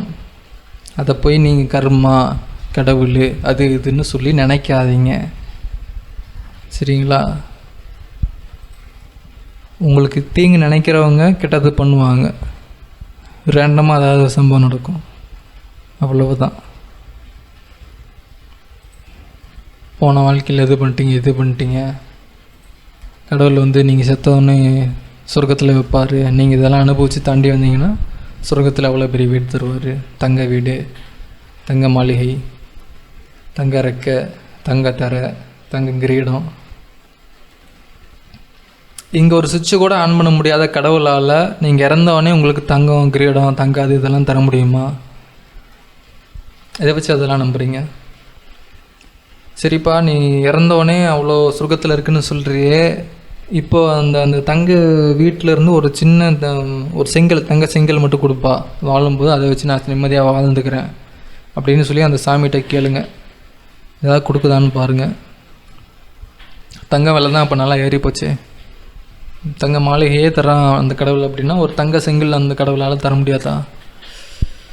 இறந்ததுக்கப்புறம் எதுக்கு பார்த்துற, இப்பயே தாப்பா அப்படின்னு சொல்லி கேட்டு பாருங்கள். இவ்வளோ மாளிகைகள் அது இது என்னென்னமோலாம் சொல்கிறாங்க, அப்புறம் எதுக்கு வாரம் காசு கேட்குறாங்க? எதுக்கு உண்டியல் வச்சுருக்காங்க? எல்லா கோவில் நீங்கள் எந்த மதத்துக்கு வேணால் போங்க, எல்லா கோயில்லையும் ஒரு உண்டியல் இருக்கும். வாரத்தில் ஏதாவது ஒரு நாள் வர சொல்லுவாங்க. எதுக்கு வர சொல்கிறாங்கன்னா, அந்த நாள் வந்து அந்த கடவுளுக்கான ஃபேவரட் நாள். அந்த நாள் போய் கடவுளே என்னை படைச்சியே நன்றி, இந்த ஆபத்து தான் வராமல் இருக்கிறதுக்கு இந்த காசு, இந்த இந்த மாமூலாம் தருவாங்க பார்த்தீங்களா, இந்த சில சிட்டிஸ்லாம் ரவுடிகளுக்கு. எதுக்கு காசு தராங்கன்னா, காசு தராமல் விட்டால் அந்த ரவுடி வந்து அடித்து போட்டு போயிடுவான். வேறு ரவுடி இந்த ஏரியாவுக்கு வராமல் இருக்கிறத இவன் தான் பாதுகாத்து இந்த ஏரியா ஃபுல்லாக என்னது அப்படின்னு சொல்லி இவன் கண்ட்ரோல் வச்சுருப்பான். பக்கத்து ஏரியாக்காரன் இங்கே வந்து எதுவும் பண்ணாமல் இருக்கிறத இவன் பார்த்துக்குவான். அதே சமயம் உள்ளூரில் அந்த ஏரியாவில் யாராவது காசு தரலைன்னா இவனே போய் அடித்து கேட்பான். சரிங்களா? இந்த மாதிரி தான் இருக்குது. நீங்கள் சொல்கிற கதைகள்லாம் இந்த மாதிரி தான் இருக்குது, கடவுள் கதைகள். இதோ ஒரு ரவுடி அடித்து காசு பிடுங்குற மாதிரி தாங்க இருக்குது. அட்லீஸ்ட் ரவுடியாவது பக்கத்தில் இருக்க இந்த நம்ம ஏரியாக்காரன் காசு தரான் அப்படின்னு சொல்லி மாம்பழம் தரான், அந்த கடையை அடிக்காதீங்க பண்ணு போய் தடுத்தாது நிறுத்துவான். உங்கள் கடவுள் அதையும் பண்ண மாட்டேங்கிறான். படைச்சதுக்கு எதுக்காக கும்பிடணும்? இங்கே என்ன வாழ்க்கை எல்லாருக்கும் நல்லா இருக்குதா? இங்கே பிறக்கிற எல்லாருக்கும் வயசாகுது, எல்லாருக்கும் இறந்து போகிறாங்க.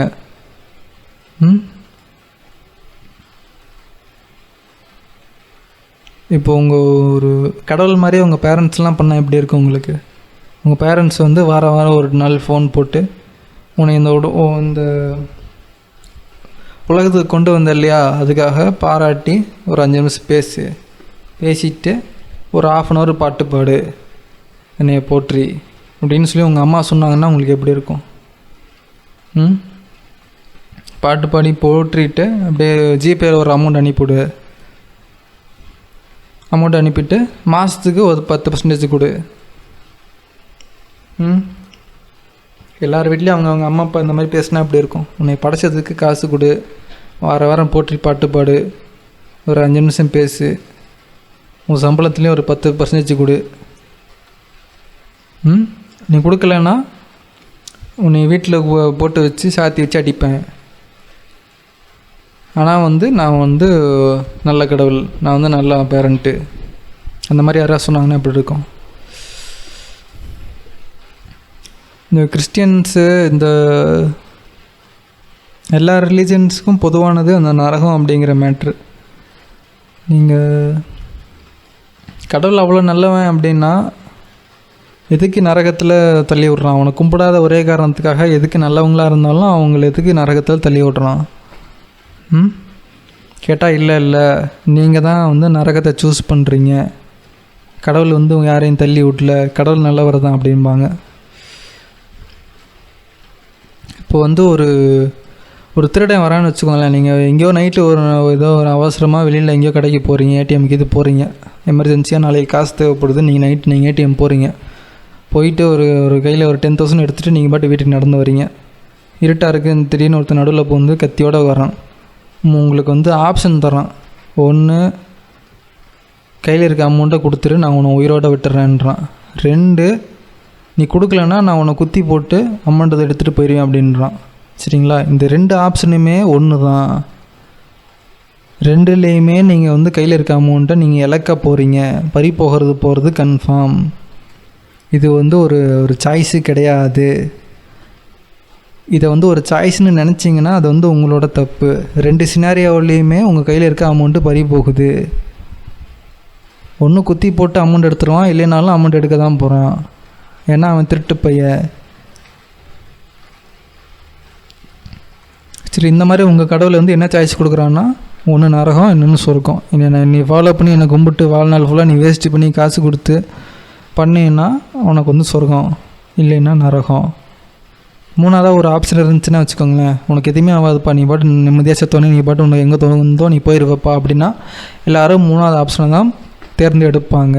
ஏன்னா எதுக்கு இந்த கடவுள் எதுக்கு நான் கும்பிடணும், எதுக்கு நான் காசு செலவு பண்ணணும், ஒன்றும் இந்த பண்ண போகிறது கிடையாது, எதுக்கு இந்த கடவுளுக்கு இதெல்லாம் நான் பண்ணணும், அதான் நினைப்பாங்க.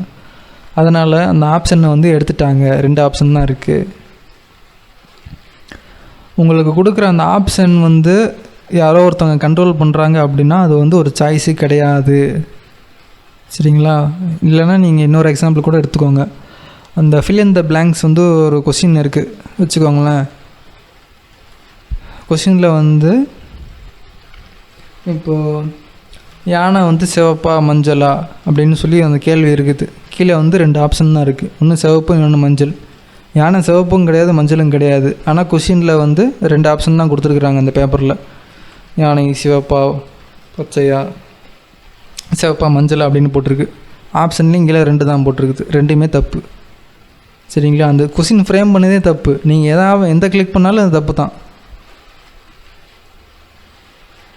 கொஷின் ஃப்ரேம் பண்ணுறவங்க தப்பாக ஃப்ரேம் பண்ணுறாங்க. அது வந்து ஒரு ஃப்ராடுத்தனமான ஒரு கொஷின். உங்களை ஃபெயில் ஆக்கணும் அப்படிங்கிறதுக்காகவே அந்த கொஷினை டிசைன் பண்ணியிருக்காங்க. நரகத்தில் தள்ளி விடுறது உங்களோட கதைகள் படியே பார்த்தாலும் நரகத்தில் தள்ளி விடுறது வேறு யாரும் கிடையாது, உங்களோட அன்பான கடவுள் தான். என்னை கும்பல இல்லை நான் ஏன் நீ நரகத்துக்கு போகணும் உதச்சி விட்றது உங்களோட அன்பான கடவுள்.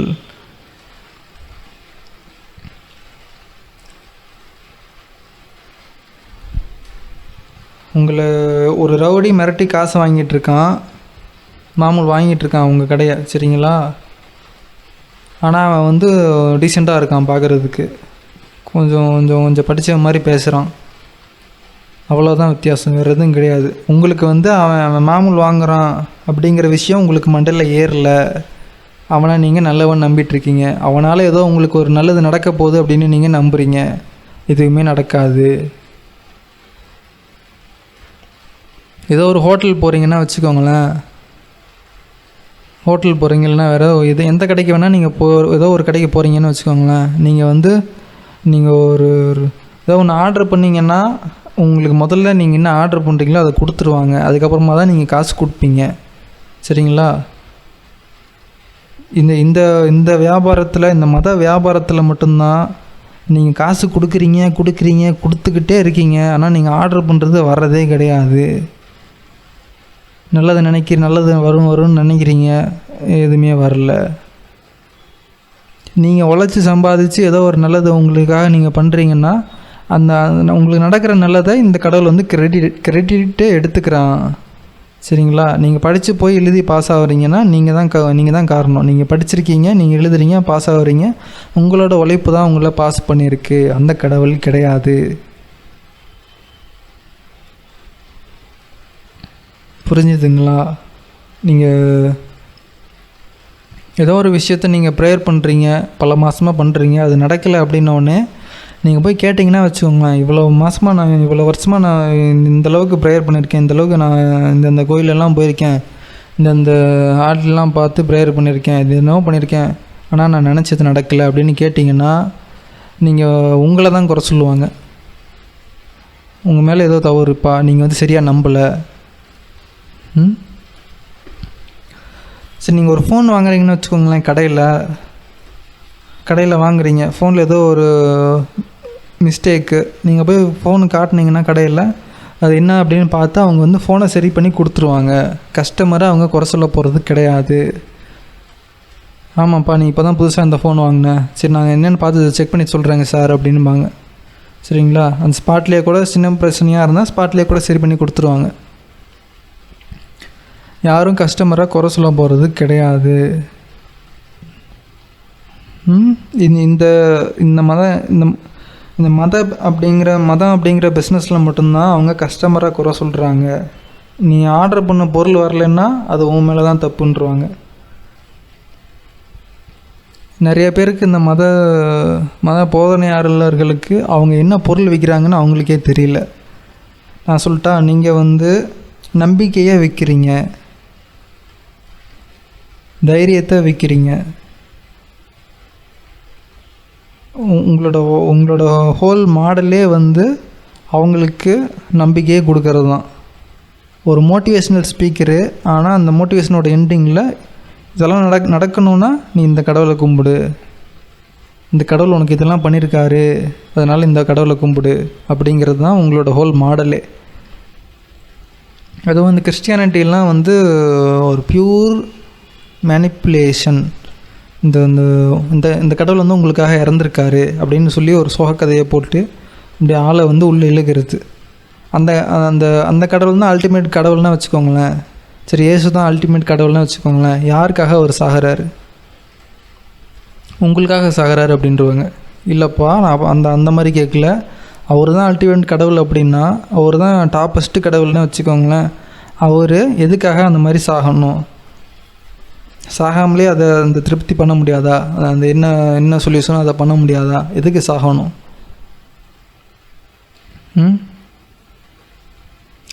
அவர் வந்து அவரு கண் முன்னாடி பிறந்து வந்து பெரிய ஆளாகி வளர்ந்து 30 வயசில் அவருக்கு முன்னாடியே அவரே வந்து இறந்துக்கிறாராம். ஆவியானவர் மேலே இருக்காரு, மேலே இருந்து கீழே வந்து பிறந்து இறந்து அவர் முன்னாடி அவரை பார்த்துக்கிறாரு. ஏன்னா அந்த கடவுளுக்கு மன்னிக்கே தெரியாது.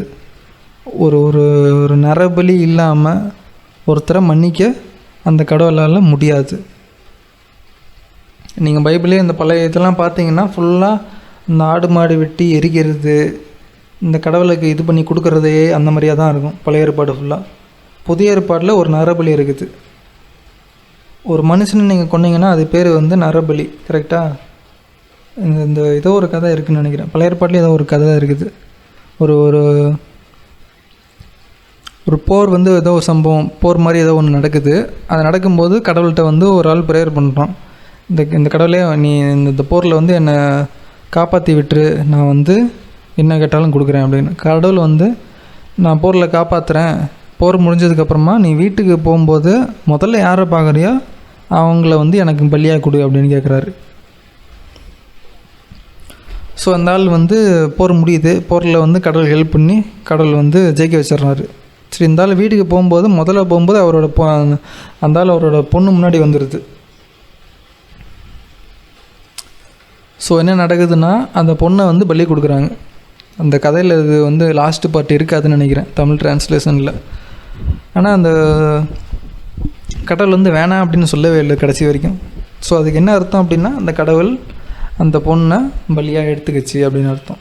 கடவுளுக்கு தான் எல்லாமே தெரியும் தானே, என்ன நடக்க போகுது, என்ன எப்படி ஆக போகுதுன்னு தெரியும் தானே. தெரியும்னா அப்புறம் எதுக்கு இந்த மாதிரி பலியெல்லாம் கேட்கணும்? பலி கேட்காமலே பண்ணலாமே. நல்லது பண்ணுறதுன்னா அப்படியே பண்ணலாமே, எதுக்கு பலி கேட்கணும்? நீங்கள் இந்த கிறிஸ்தவர்களை பார்த்தீங்கன்னா மற்ற எல்லா மதத்தையும் ஆடு மாடு அந்த மாதிரி இந்த வெட்டி பூஜை பண்ணுறவங்களெல்லாம் குறை சொல்லுவாங்க. இது வந்து காட்டு மிராண்டி மதம் அது இதும்பாங்க. அவங்களோட மத புக்கிலேயே நீங்கள் ஃபஸ்ட்டு பார்ட்டு பழைய ஏற்பாடுலாம் பார்த்தீங்கன்னா ஃபுல்லாக இதுதான் இருக்கும், ஆடு மாடு வெட்டுறது. புதிய ஏற்பாடு வந்தாலும் மறுபடியும் நீங்கள் ஒரு ஆளை தான் பலி விட்டுறீங்க. எதுக்கு ஒரு ஆளை எதுக்குப்பா கொள்றீங்க? அந்த ஆளை எதுக்குப்பா கொள்றீங்க? கடவுள் எதுக்கு மனுஷராக பிறந்து வந்து அவருக்கு முன்னாடி எதுக்கு அவரே வந்து பலியாகணும்? அந்த கதையை நீங்கள் க்ளோஸாக வாட்ச் பண்ணுங்கள். கடவுள் வந்து மேலே ஒரு கடவுள் இருக்கார், சரிங்களா? ஆவியானவர். இல்லை 3 கடவுள், அவங்க 3 கடவுள் சொல்லுவாங்க. சரி, ஒரு கடவுள் மேலே இருக்கார், ஏதோ ஒரு பேர் நீங்கள் வச்சுக்கோங்க. அந்த கதையில் மேலே ஒரு கடவுள் இருக்கார், அதே கடவுள் கீழே பிறந்து வர்றாரு. கீழே பிறந்து வர கடவுள் வந்து 30 வயசு வரைக்கும் இருந்துட்டு இறந்து போயிடுறாரு. டார்ச்சல் பண்ணி கொள்கிறாங்க, சரிங்களா? அந்த டார்ச்சல் பண்ணி கொல்லும்போது ஒரு கடவுள் கீழே இருக்குது, இன்னொரு கடவுள் மேலே இருக்குது. மேலே இருக்க கடவுள் கீழே இருக்க கடவுள் சாகிறத பார்த்துட்டு அப்புறமா மன்னிக்குது. இதுதான் அந்த கதை, சரிங்களா? நீ தான்ப்பா அல்டிமேட் கடவுள், சரியா? நீ என்ன நினைக்கிறியோ அதான் நடக்க போகுது. நீ எதுக்கு மனுஷனாக பிறந்து வந்து எதுக்கு அதெல்லாம் பண்ணுற? எதுக்கு அந்த இதெல்லாம் தேவையில்லாத வேலை தானே. நீங்களே ஒரு கடவுள்னு வச்சுக்கோங்களேன். யாரோ ஒருத்தவங்க ஒரு குரூப்பை தப்பு பண்ணிட்டாங்கன்னா, சரி போய் தொலை, மன்னிச்சிட்டேன் அப்படின்னு சொல்லி விட்டுருவீங்க, கரெக்டாக? சரி, இவங்களை டேரெக்டாக என்னால் மன்னிக்க முடியாது. ஸோ நான் என்ன பண்ண போகிறேன்னா, என்னோடய ஒரு பார்ட்டை நான் வந்து ஒரு வெர்ஜினுக்கு கொடுத்து நான் குழந்தைய கொடுக்க வைக்க போகிறேன். அந்த குழந்தை வந்து பெருசான உடனே அதை வந்து நான் கொல்ல போகிறேன். அது கொன்று, அது டார்ச்சல் பண்ணி கொன்று, அது ரத்தம்லாம் கீழே போய் அது செத்ததுக்கப்புறமா அதை வந்து நான் மறுபடியும் எடுத்துக்குவேன் அந்த ஆவியை. அதுக்கப்புறமா நான் மன்னிப்பேன். இது என்ன கதை? இது ஒரு காட்டு மிராண்டித்தனமாக இல்லை? அதுக்கப்புறமா இந்த நான் பிறந்து வந்து இறந்த கதையை யாரும் நம்பலைன்னா அவங்கள வந்து நான் நரகத்துக்கு தள்ளி விட்டுருவேன்.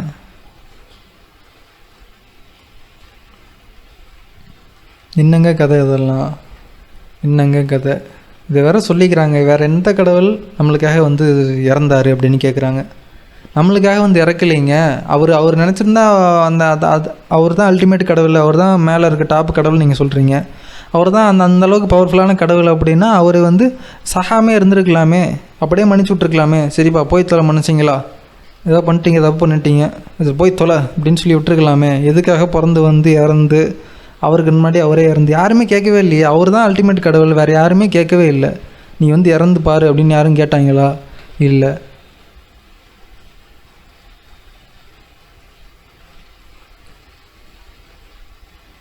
இதெல்லாம் மேனிப்புலேஷன். சரிங்களா? இதெல்லாம் நம்பி ஏமாந்து போகாதீங்க. நீங்கள் அப்புறம் இன்னொரு கும்பல் இருக்காங்க இந்த இந்த இந்த கிறிஸ்தவ மதத்திலேயே. அவங்க வந்து 2ஆம் வருகை வரப்போகுது சரிங்களா அப்படின்னு சொல்லி பயம்புறுத்தி வீடியோ போட்டுக்கிட்டே இருக்காங்க. நான் பார்க்குறேன். நான் அந்த ஒரு வயசான ஒருத்தவங்களை பார்த்தேன் கொஞ்சம் மாதத்துக்கு முன்னாடி. ஃபோன் வச்சுருக்காங்க. அவங்களுக்கு வந்து ஆண்ட்ராய்ட் ஃபோன் ஒருத்தவங்க யாரோ சொல்லி கொடுத்துருக்காங்க. அவங்களுக்கு எப்படி சர்ச் பண்ணணும் அப்படிங்கிறது வந்து ஃபுல்லாக தெரியல. ஆனால் யூடியூப்பில் வந்து மேலே வந்து அந்த கடவுள் பேரை போட்டால் சில வீடியோஸ்லாம் வரும். அதை வந்து பார்த்துக்கிட்டே இருக்கிறாங்க. அவங்க வந்து ஒரு மாதிரி பைத்தியம் மாதிரி ஆகிட்டாங்க. நாள் ஃபுல்லாக ஃபோனை வச்சு யூடியூப்பில் போய் அந்த மதத்தை பேரை போட்டு பார்த்துக்கிட்டே இருக்காங்க. என்ன தான் பார்க்குறாங்கன்னு போய் பார்த்தா அந்த கடைசி காலம் அது இது. உலகத்தில் எப்போயுமே எங்கேயாவது ஒரு இடத்துல இந்த நிலநடுக்கம் வரதான் செய்யும். எங்கேயாவது ஏதோ ஒரு அசம்பாவிதம் நடந்துக்கிட்டே தான் இருக்கும். ஏதோ ஒன்று நடக்குது அப்படிங்கிறதுக்காக அதையும் இந்த புக்கையும் மேட்ச் பண்ணி ஒரு பேக்ரவுண்டு மியூசிக்கை போட்டு ஒரு தம்ப்நெயிலில் பார்த்தீங்கனாலே அப்படி பயந்துருவீங்க நீங்கள். அந்த மாதிரி இருக்கும் தம்ப்நெயில்லாம். ஆஹா ஓஹோ இடிக்கிற மாதிரி, அங்கங்கே அந்த ரத்தம் தெரிக்கிற மாதிரி, எரிமலை வெடிக்கிற மாதிரி, புயல் வர்ற மாதிரிலாம் தம்ப்நெயிலில் போட்டிருப்பாங்க. அங்கங்கே 666ன்னு வேறு போட்டுருவாங்க.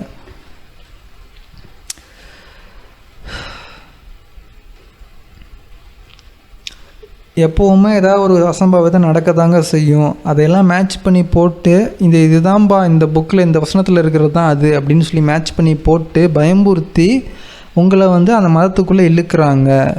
சரிங்களா? ஒன்றும் கடைசி காலம் அப்படின்னு சொல்லி ஏமாத்துகிற கும்பல். இன்னொரு கும்பல் வந்து சந்தோஷமாக பாட்டு பாடிக்கிட்டே இருப்பாங்க. எப்போ பார்த்தாலும் அவங்க எனி டைம் ஜாலியாகவே இதுன்னு ஏதோ சொல்லிக்கிட்டே இருப்பாங்க. ஆண்டவர் வந்து உங்களுக்கு நல்லது செய்ய போகிறார், வந்து காசு போடு. இந்த மத சம்மந்தப்பட்டவங்களாம் யூடியூப்பில் இருக்கிறவங்க அந்த சேனலில் பார்த்தீங்கன்னா அந்த சேனலில் பார்க்குறவங்க ஃபுல்லாக நம்ம வயசான ஆட்கள். எந்த நம்பிக்கையுமே இல்லாமல் வாழ்க்கைனா என்னென்ன ஒன்றுமே இருக்குது. அவங்களோட வாழ்க்கையில் நீங்கள் மதத்தை எடுத்துட்டிங்கன்னா அவங்க வாழ்க்கையில் எதுவுமே பண்ணியிருக்க மாட்டாங்க. ஒரு மதம் மட்டுமே அவங்களோட ஒரு வாழ்க்கையில் முக்கியமான ஒரு விஷயமா இருக்கும். சரிங்களா? அந்த மாதிரியான ஆட்கள் நாள் ஃபுல்லாக காலையில் எழுந்திரிச்சு ஒரு டைம் அந்த மதம், வாரத்தில் ஒரு நாள் அந்த மதம், இந்த மாதிரி அதிலே மூழ்கி போய் அதவே பண்ணிக்கிட்டே இருக்காங்க. அந்த சேனல்லே வந்து நீங்கள் கடவுளுக்காக தான் பேசுகிறீங்கன்னா அப்புறம் எதுக்கு சேனலில் மானிட்டைஸ் பண்ணுறீங்க? சேனலில் எதுக்கு விளம்பரம் வருது? ஏன்னா உங்களுக்கு காசு வேணும். கரெக்டாக? கடவுளுக்காக பேசுகிறீங்க, இறந்தோடனே சொர்க்கத்தில் தங்க மாளிகை வெயிட்டிங் அப்படின்னா இங்கேயே உங்களுக்கு காசு இல்லை, இங்கேயே உங்கள்கிட்ட காசு இல்லைன்னா இறந்ததுக்கப்புறமா நீங்கள் அதெல்லாம் பண்ணுவீங்கன்றதில் என்ன இது இருக்குது? எதை வச்சு நம்புறது? சுவிட்சு கூட போட முடியாதுங்க கடவுளால். அதை புரிஞ்சுக்கோங்க. இந்த எந்த மதத்தையும் நம்பாதீங்க. நம்பிக்கைக்கு பவர் இருக்குது, அது இது ஒன்று அப்படிம்பாங்க. நம்பிக்கைக்கு ஏதோ ஒரு சக்தி இருக்குதுன்னு வச்சுக்கோங்களேன். இது வந்து மெடிக்கல் டேர்மில் ப்ளசிபோ அப்படின்னு சொல்லுவாங்க. நம்பிக்கைக்கு ஓரளவுக்கு பவர் இருக்குது, உண்மை தான், அதை நான் இல்லைன்னு சொல்லலை. அது வந்து உங்களோட பாடிக்குள்ளே நடக்கிற ஒரு விஷயம், வெளியில் நடக்கிறது கிடையாது. சரிங்களா?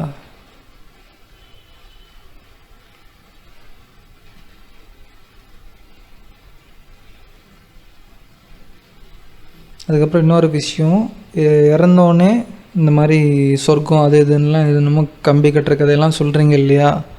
அவ்வளோ நல்ல விஷயங்கள்லாம் இருக்குது அப்படின்னா நீங்கள் எதுக்கு கல்யாணம் பண்ணிக்கிட்டு குழந்தை குட்டியெல்லாம் பெற்றுக்கிறீங்க? அப்படியே டேரெக்டாக இறந்து போக வேண்டியதானே மேலே. எதுக்கு குழந்தை குட்டியெல்லாம் பெற்றுக்கிறீங்க? குழந்தை குட்டியெல்லாம் பெற்றுக்கிட்டிங்கன்னா அவங்க வந்து ஒரு வேளை இந்த மதத்தை விட்டு போக வாய்ப்பு இருக்குது தானே. இது வேணாம்பா அப்படின்னு மதத்தை விட்டு அவங்க வெளியே போய் அவங்க நரகத்துக்கு போயிட்டாங்கன்னா எதுக்கு அந்த ரிஸ்க்லாம் எடுக்கிறீங்க? கல்யாணம் பண்ணாமல் அப்படியே போக வேண்டியதானே?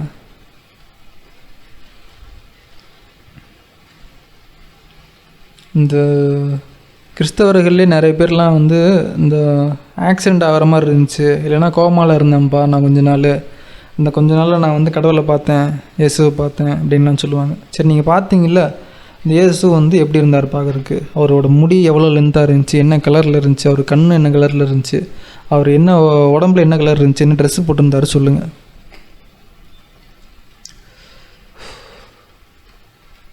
ஏன் இதெல்லாம் கேட்குறேன் அப்படின்னா, அந்த டிஸ்கிரிப்ஷன்லாம் இருக்கு இல்லையா, கடவுள் வந்து இந்த மாதிரி இருக்கார் அப்படி அப்படின்னு சொல்லி ஃபோட்டோலாம் வச்சுருப்பாங்க. அது எல்லாமே போலிங்க. இந்த மதங்கள் பொறுத்த வரைக்கும் இது எல்லாமே பிளேஜரைஸ்டு, காப்பி பண்ண விஷயங்கள். இயேசு அப்படிங்கிறது வானத்தில் இருக்க சூரியன், சரிங்களா? நீங்கள் இந்த 12 கான்ஸ்டலேஷன்ஸ்லாம் இருக்கு இல்லையா, அந்த ஒவ்வொரு கான்ஸ்டலேஷன்ஸுக்கும் ஒவ்வொரு பேர் இருக்குது. அந்த பேர்கள் எல்லாமே அதை சுற்றி கதைகள் இருக்குது, புராணங்கள் இருக்குது. இந்த மாதிரி விஷயங்களில் கெமெட் அப்படிங்கிற இடத்துல செதுக்கி வச்சுருக்குறாங்க, அவங்களோட கோயிலில் செதுக்கி வச்சுருக்குறாங்க.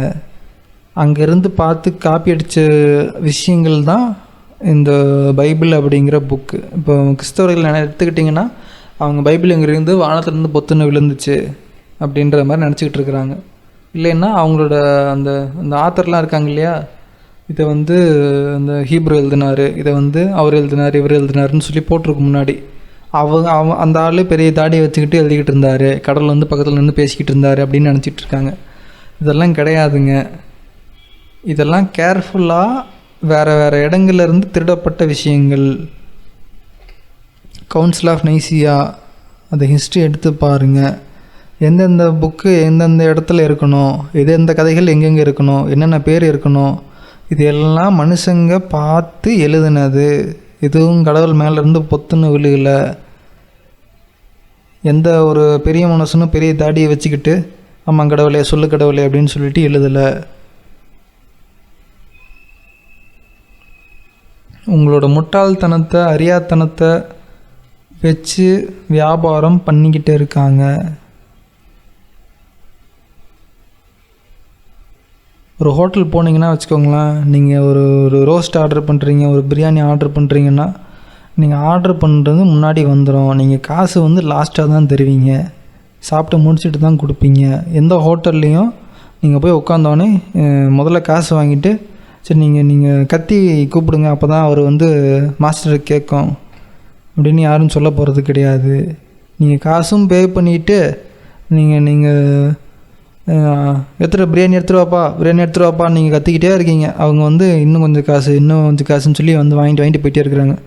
என்னப்பா இங்கே ஆர்டர் பண்ணி அவ்வளோ நேரம் ஆச்சு, எங்கேப்பா கொண்டு வந்து கொடுக்கல அப்படின்னு கேட்டிங்கன்னா, உங்களுக்கு நம்பிக்கை பத்தல. மாஸ்டர் மேலே உங்களுக்கு நம்பிக்கை கிடையாது. அவர் பார்த்துட்டே இருக்காருங்க. நீங்கள் ஒழுங்காக கத்தி கூப்பிட்டிங்கன்னா, அழுது கூப்பிட்டிங்கன்னா, புரண்டு கூப்பிட்டிங்கன்னா, மொட்டை அடிச்சுட்டு கூப்பிட்டிங்கன்னா, மெழுகுவர்த்தி ஏற்றிக்கிட்டு அங்கே நடந்துட்டு போய் கூப்பிட்டிங்கன்னா, இந்த மாதிரி உங்களோட சம்பளத்தில் 10% கொடுத்தீங்கன்னா அவர் கேட்பாருங்க. அது வரைக்கும் அந்த பிரியாணி உங்களுக்கு கிடைக்காதுங்க அப்படின்னு சொல்லி அந்த சர்வர் பையன் சொல்கிறான். சரிங்களா? முதல்ல நீங்கள் போய் அந்த 100 ரூபாய் கொடுத்துட்டு ஏமாந்தப்பே தெரியலைங்களா உங்களுக்கு அந்த பிரியாணி கிடைக்க போகிறது இல்லை அப்படின்னு. எதுக்கு அழுத போகிறேன்ட்டு இந்தா இன்னொரு 100 ரூபா, இன்னொரு 100 ரூபா அப்படின்னு எதுக்கு வாரம் போய் அவங்ககிட்ட காசு கொடுத்துட்டு இருக்கிறீங்க? உண்மையிலே மாஸ்டர் இருக்கான் அப்படின்னா அந்த ஆளுக்கு நீங்கள் சொல்கிறது முதல்ல கேட்கல அப்படின்னா எப்போயுமே கேட்க போகிறதில்லன்னு அர்த்தம். சரிங்களா? சர்வர் பையன் மட்டும்தான் அங்கே இங்கே சுற்றிட்டு கலெக்ஷன் பண்ணிவிட்டு உள்ளே போய்கிட்டு இருக்கான். நீங்கள் நடந்து போய் உள்ள ஹோட்டலில் எங்கேப்பா பிரியாணின்னு சொல்லி வளரிக்கிட்டு இருக்கீங்க. ஹோட்டல் போய் காசு கலெக்ட் பண்ணிவிட்டு அவன் ஃப்ளைட்டில் போய்கிட்டு இருக்கான். சரிங்களா? ஹோட்டல் சர்வர் பையன் ஃப்ளைட்டில் போகிறாங்க. ஆனால் பிரியாணி ஆர்டர் பண்ணி ஏமாந்து போனவங்க நடந்து போகிறாங்க அந்த ஹோட்டலுக்கு. சொல்கிறது புரியும்னு நினைக்கிறேன். ஏமாந்துக்கிட்டே இருக்காதிங்க. ஒரு டைம் ஏமாந்துட்டிங்கன்னா சரி, ஏதோ ஒன்று நீங்கள் ரொம்ப நல்லவங்களாக இருந்தீங்க ஏமாற்றிட்டாங்கன்னு எடுத்துக்கலாம். நீங்கள் ஏமாறுறது மட்டும் இல்லாமல் உங்கள் பிள்ளையும் ஏமாறுது, உங்கள் அடுத்த ஜென்ரேஷனே ஏமாறுது அப்படின்னா எப்படிங்க? அது மட்டும் இல்லாமல் அந்த சர்வர் பெயர் சொல்கிறான்னு சொல்லிவிட்டு அந்த பையனோட பேர்கள்லாம் உங்கள் பையனுக்கு வைக்கிறீங்க. சர்வர் மாஸ்டர் வந்து அங்கே அப்படி சமைச்சார், இங்கே இப்படி சமைச்சார், ஓஹோன்னு இருந்துச்சு, அது எதுன்னு எதாவது சொல்லி உங்கள் கையிலேருந்து அமௌண்ட்லாம் பிடிங்கிட்டு போயிட்டுருக்கான். அவன் சொல்கிற கதையெல்லாம் கேட்டுக்கிட்டு ஓஹோன்னு சொல்லிவிட்டு நீங்கள் பட்னியாக இருக்கிறது மட்டும் இல்லாமல் காசு ஏமாறது மட்டும் இல்லாமல் உங்களோட குழந்தை குட்டிகளுக்கு அந்த ஆள் சொல்கிற கதைகளுக்கு பேர் வச்சுக்கிட்டு அவங்களையும் நீங்கள் வாழ்க்கையை வீண் பண்ணுறீங்க, நம்பிக்கையை கொடுக்குறீங்க. போலியான நம்பிக்கையை கொடுக்கறது ஏமாத்துறது தாங்க.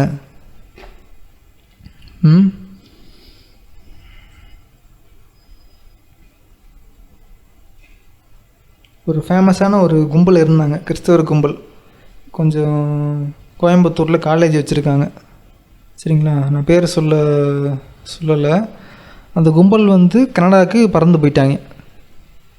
இங்கே வந்து இன்கம் டேக்ஸ் ரைட் நடந்துச்சு. அங்கே இப்போ வந்து பல கோடி ரூபா சொத்து அவங்க மாட்டுச்சு.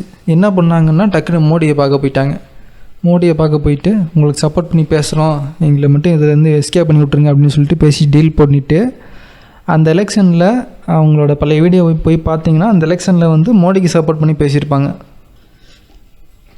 அவங்க. ஏன்னா அவங்க கிறிஸ்தவ கூட்டம் வந்து அதிகம் இல்லையா இங்கே தமிழ்நாட்டில், அதனால் அந்த மீட்டிங்லலாம் கிறிஸ்தவ மீட்டிங்கில் மோடி நல்ல ஒரு வரணும், கடவுள் சொன்னாருங்க அப்படின்னு சொல்லிவிட்டு அவங்க அந்த கூட்டத்திலலாம் பேசியிருப்பாங்க.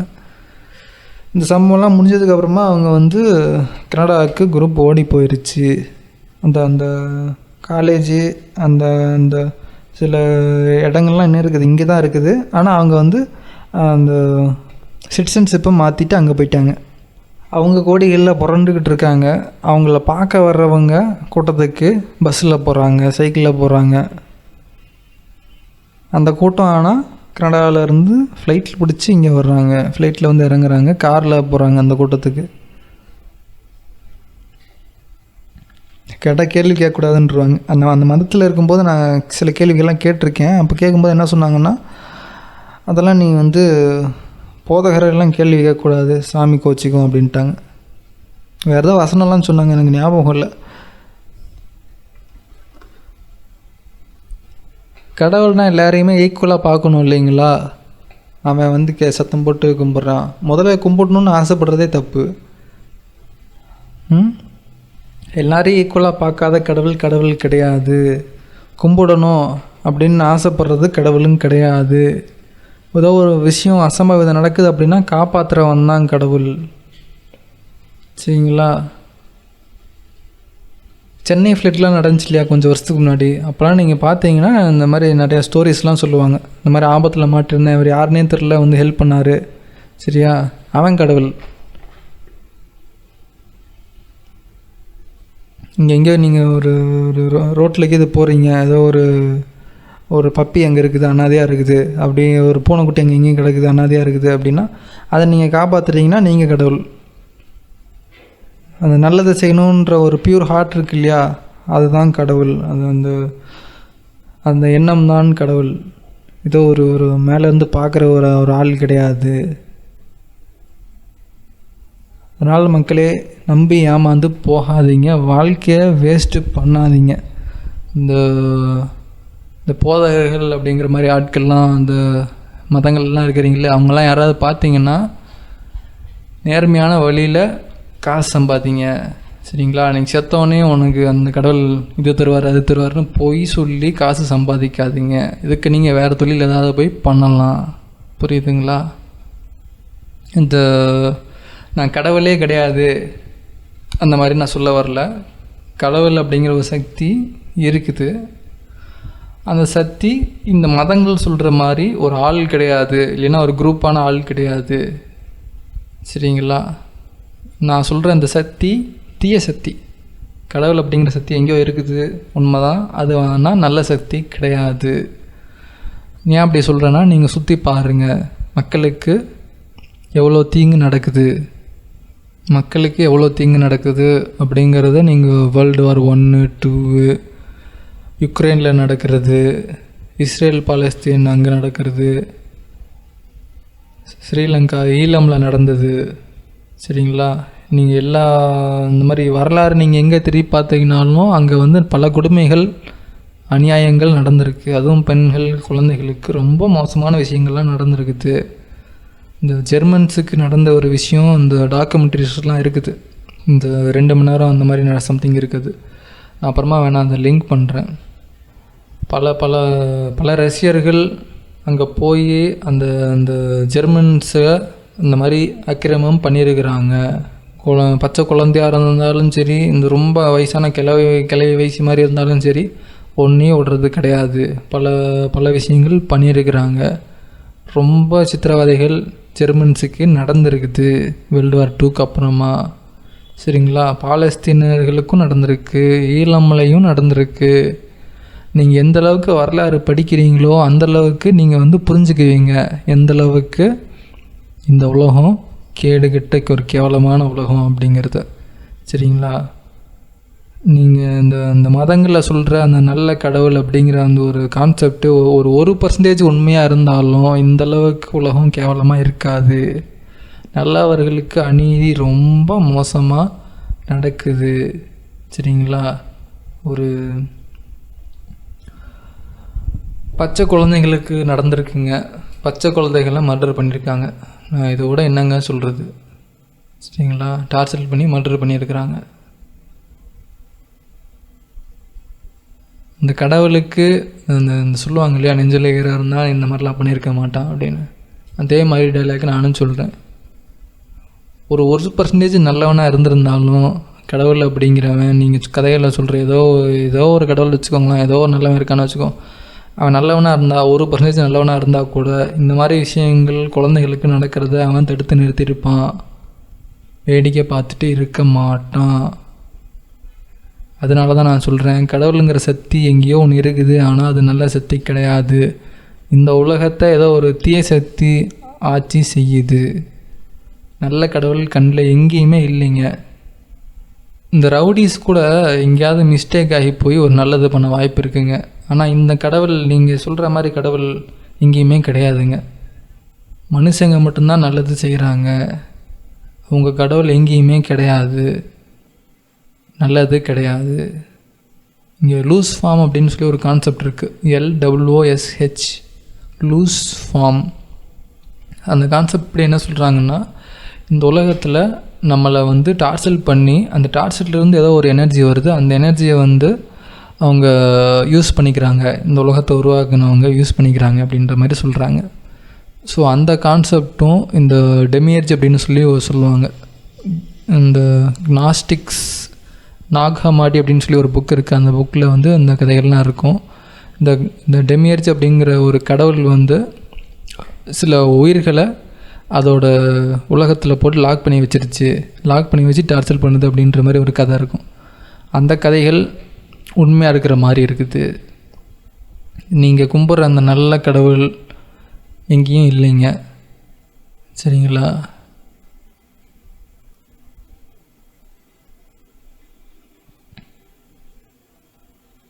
இந்த ஈழம் ஸ்ரீலங்கா பற்றி புக்ஸ் இருக்குது, டாக்குமெண்ட்ரிஸ் இருக்குது. சரிங்களா? நீங்கள் அதெல்லாம் போய் பார்த்தீங்கன்னா உங்களால் ஒரு பாதியை கூட கிராஸ் பண்ண முடியாதுங்க. அந்தளவுக்கு கொடூரங்களை அவங்க அனுபவிச்சிருக்காங்க. பாலஸ்தீனியர்கள் இப்போ அனுபவிச்சுக்கிட்டு இருக்காங்க. ஜெர்மன்ஸ் அவங்களும் அப்போ அனுபவித்தாங்க. நீங்கள் பிரிட்டிஷ் காலத்தில் இங்கே தமிழர்கள் தமிழ்நாட்டிலே அனுபவிச்சிருக்காங்க. அதுக்கு முன்னாடியும் நிறைய கொடுமைகள் நடந்திருக்கு. நல்லவங்க எங்கே இருந்தாலும், எந்த சாமியை கும்பிட்டாலும் கும்பிலினாலும் கெட்டது எல்லாருக்குமே அங்கங்கே ரேண்டமாக நடந்துட்டு தாங்க இருக்குது. நீங்கள் ஏதோ ஒரு கடவுளை கும்பிட்றதுனால, காசு போடுறதுனால, பாட்டு பாடுறதுனால, முட்டி போட்டு அழுவுறதுனால உங்களுக்கு இதெல்லாம் நடக்காது, எதுவுமே நடக்காது அப்படின்னு நினைக்காதீங்க. கடவுளை நம்பாதீங்க. அவன் வந்து காப்பாற்றுவான்னு நினைக்காதீங்க. உங்களில் ஒரு சக மனுஷன் காப்பாற்றினாலும் காப்பாற்றுவானே தவிர எவனும் வானத்துலேருந்து வந்து காப்பாற்ற போகிறது கிடையாது. ஒரு எக்ஸாம்பிள் யாரோ ஒருத்தவங்க சொன்னாங்க, இது வந்து ரொம்ப வருஷத்துக்கு முன்னாடி நடந்துச்சு. என்னதுன்னா, ஒரு ஒரு பஸ் ஆக்சிடெண்ட்டாமா அவங்க வந்து இந்த சர்ச்சுக்கு போகிறவங்க ஏதோ பின்னாடி சீட்டில் உட்காந்துருக்காங்கன்னு நினைக்கிறேன். பஸ் ஆக்சிடெண்ட் ஆகிடுச்சு, நிறைய பேர் இறந்துட்டாங்க. இந்த பின்னாடி உட்காந்துருந்தவர் இந்த வந்து ஒரு சாட்சி அப்படின்னு சொல்கிறாரு. இது வந்து கிறிஸ்டியன்ஸ்லாம் பண்ணுவாங்க. அவங்களுக்கு ஏதாவது ஒரு கெட்டது நடந்து அவங்க சரியாயிட்டாங்க அப்படின்னா அதை வந்து சாட்சி, இதுதான் கடவுளோட சாட்சின்னு சொல்லுவாங்க. ஸோ அந்த மாதிரி அவர் வந்து சொல்கிறாரு, இந்த மாதிரி நான் பின்னாடி சீட்டில் இருந்தேன், எனக்கு எதுவுமே அவ்வளோ, மற்றவங்களாம் செத்து போயிட்டாங்க அப்படின்னு. ஸோ நான் கேட்குறேன், சரி நீ கும்பிட்ட உன் கடவுள் உன்னை காப்பாற்றினா வச்சுக்கோங்களேன், மற்றவங்களாம் எதுக்கு செத்தாங்க? ஏன் அவங்கள ஒருத்தவங்க கூட நல்லவங்க கிடையாதா? அதில் வந்து எல்லாருமே உன்னை தவிர அந்த பஸ்ஸில் போன எல்லாருமே ரேபிஸ்டா இல்லை மர்டர் பண்ணவனா? அதில் ஒருத்தங்க கூட நல்லவங்க கிடையாது. என்னையை கும்பிடணும், என்னையை கும்பிட்டு எனக்கு காசு போடணும், போடலைன்னா உன்னை மர்டர் பண்ணிடுவேன் அப்படின்னு சொல்கிறது மாமூல் கேட்குற ரவுடிக்கு ஈக்குவலாக இருக்குது. கடவுள் மாதிரியே இல்லையே. அதில் அந்த கூட்டத்தில் ஒருத்தவங்க கூட உன் சாமியை கும்பிடல. உன் சாமியை கும்பிடலைன்னா உன் சாமி காப்பாற்றாதா? குழந்தைகள், பெண்கள், வயசானவங்க, இந்த ஆண்கள், அப்புறமா நியூஸில் ஏன் இந்த மாதிரி சொல்கிறாங்கன்னு தெரில. எல்லாருமே ஆண்கள் அப்படிங்கிறத ஏன் சொல்ல மாட்டேங்கிறாங்க? ஏன் எப்போ பார்த்தாலும் பெண்கள், குழந்தைகள்னு ஆரம்பிக்கிறாங்க? எல்லாருமே இருந்தாங்க, ஆண்கள் இருந்தாங்க, எல்லாம் இறந்துட்டாங்கன்னு சொல்ல வேண்டியதானே? சரி, எனிவே, சரி ஏன் இந்த மாதிரிலாம் சொல்கிறீங்க, சாட்சி சொல்கிறீங்க? அந்த சொல்லும்போதே உங்களுக்கு புரிய வேணாமா? மற்றவங்களும் இருந்தாங்களே இதில், அவங்களெல்லாம் ஏன் அந்த கடவுள் காப்பாற்றலை அப்படின்னு அது ஏன் உங்களுக்கு தோணவே மாட்டேங்குது? கொஞ்சம் மாதத்துக்கு முன்னாடி யூகே, இங்கே இந்தியாவிலேருந்து யூகே போன ஒரு ஃப்ளைட்டு வந்து கிராஷ் ஆகிருச்சு. சரிங்களா? இந்த நார்த் இந்தியாவில் எங்கேயோ ஒரு இடத்துல பரபரப்பாக எல்லோரும் பேசிகிட்டு இருந்தாங்க. ஏன்னா அது வந்து இந்த ஏர் இண்டியா அந்த கம்பெனி ஃபேமஸ், இந்த ஆக்சிடெண்ட்ஸ்க்கெலாம் ரொம்ப ஃபேமஸ். ஸோ என்ன போட்டிருந்துச்சுன்னா, நான் வந்து இந்த கடவுளை கும்பிட்டேன், கடவுளை காப்பாற்றிட்டார் அப்படிங்கிற மாதிரி போட்டிருந்தாங்க. சரிங்களா? சரி, உங்களை காப்பாற்றிட்டாங்க. சரி, அதில் மற்றவங்களாம் இருந்தாங்க இல்லையா? இதே கடவுளை கும்பிட்டா மற்றவங்களாம் அந்த ஃப்ளைட்டில் போனாங்க இல்லையா? அவங்கள ஏன் கடவுள் காப்பாற்றலை? நீங்கள் என்ன ஸ்பெஷலாக பண்ணிட்டீங்க? ஸ்பெஷலாக வேறு ஏதாவது ஒரு தரிசனம்னு அப்படின்னு போனீங்களா? எக்ஸ்ட்ரா காணிக்க போட்டிங்களா? அவங்கள மனசங்க தானே, அதில் ஒருத்தவங்க கூட அவங்க கடவுளை கும்பிடல. ஸோ இந்த மாதிரி பேசுகிறவங்க, இந்த ஆக்சிடெண்ட்டில் மாட்டி நீ ஜஸ்ட் எஸ்கேப் ஆனவங்கெல்லாம் தயவு செஞ்சு உங்கள் கடவுளை பெருசாக சொல்லாதீங்க. பார்க்கும்போது ரொம்ப கோபமாக இருக்குது. லூஸ் ஃபார்ம், இந்த டெமியர்ஜி, இந்த மாதிரி கான்செப்டுகள் உண்மையாக இருக்கிறதுக்கு நிறையா வாய்ப்பு இருக்குது. நம்ம இங்கே பிறந்ததுலேருந்து நம்ம இங்கே ஏதாவது ஒரு சின்னதாக ஒரு நல்லது நடக்குது, கொஞ்ச நாள் கழித்து கெட்டது தான் நடக்குது, மறுபடியும் நல்லது கெட்டது, இந்த மாதிரி தான் நடந்துக்கிட்டு இருக்கு. நல்லது மட்டுமே அப்படின்னு வாழ்க்கையில் யாருக்குமே நடக்கலை. ஏதோ ஒரு வகையில் ரிப்பீட்டடாக நம்ம எல்லோரும் இங்கே கஷ்டப்பட்டுட்டு தான் இருக்கோம். இல்லை அப்படின்னு சொல்லி நீங்கள் யாரையாவது கை காட்டினீங்கன்னா வச்சுக்கோங்க, இல்லைப்பா இவன் வந்து ஒரு பணக்கார குடும்பத்தில் பிறந்திருக்கான், அவன் சின்ன வயசுலேருந்து வேர்வையே வந்தது கிடையாது, இந்த வேலையும் அவன் பண்ணதும் கிடையாது, ஒன்றும் கிடையாது, அழகாக அவன் ஃபேமிலி வந்து அவனை இதில் உட்கார வச்சுட்டாங்க, நல்லா காசு சம்பாதிக்கிறான் அப்படின்னு வச்சுக்கோங்களேன்.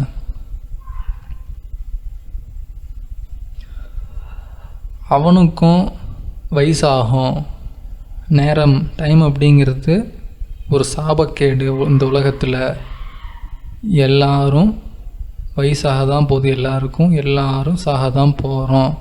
இந்த உலகத்தில் பிறந்தாங்க அப்படின்னாலே இறப்பு கன்ஃபார்ம். சரிங்களா? இந்த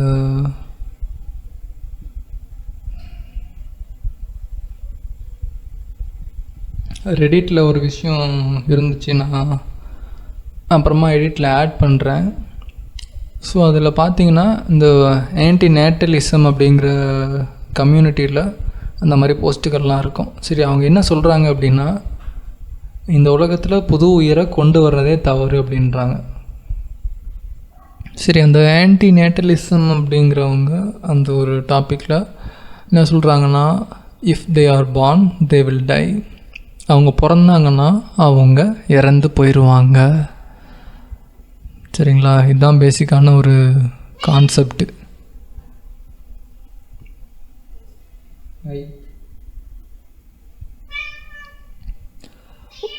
ஒரு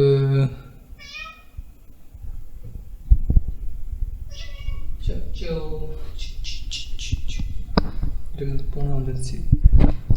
ஓகே ஓகே.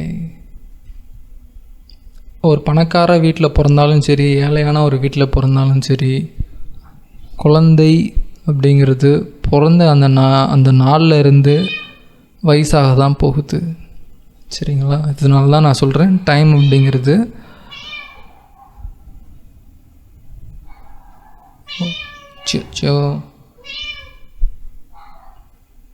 டைம் அப்படிங்கிறது ஒரு சாபம்.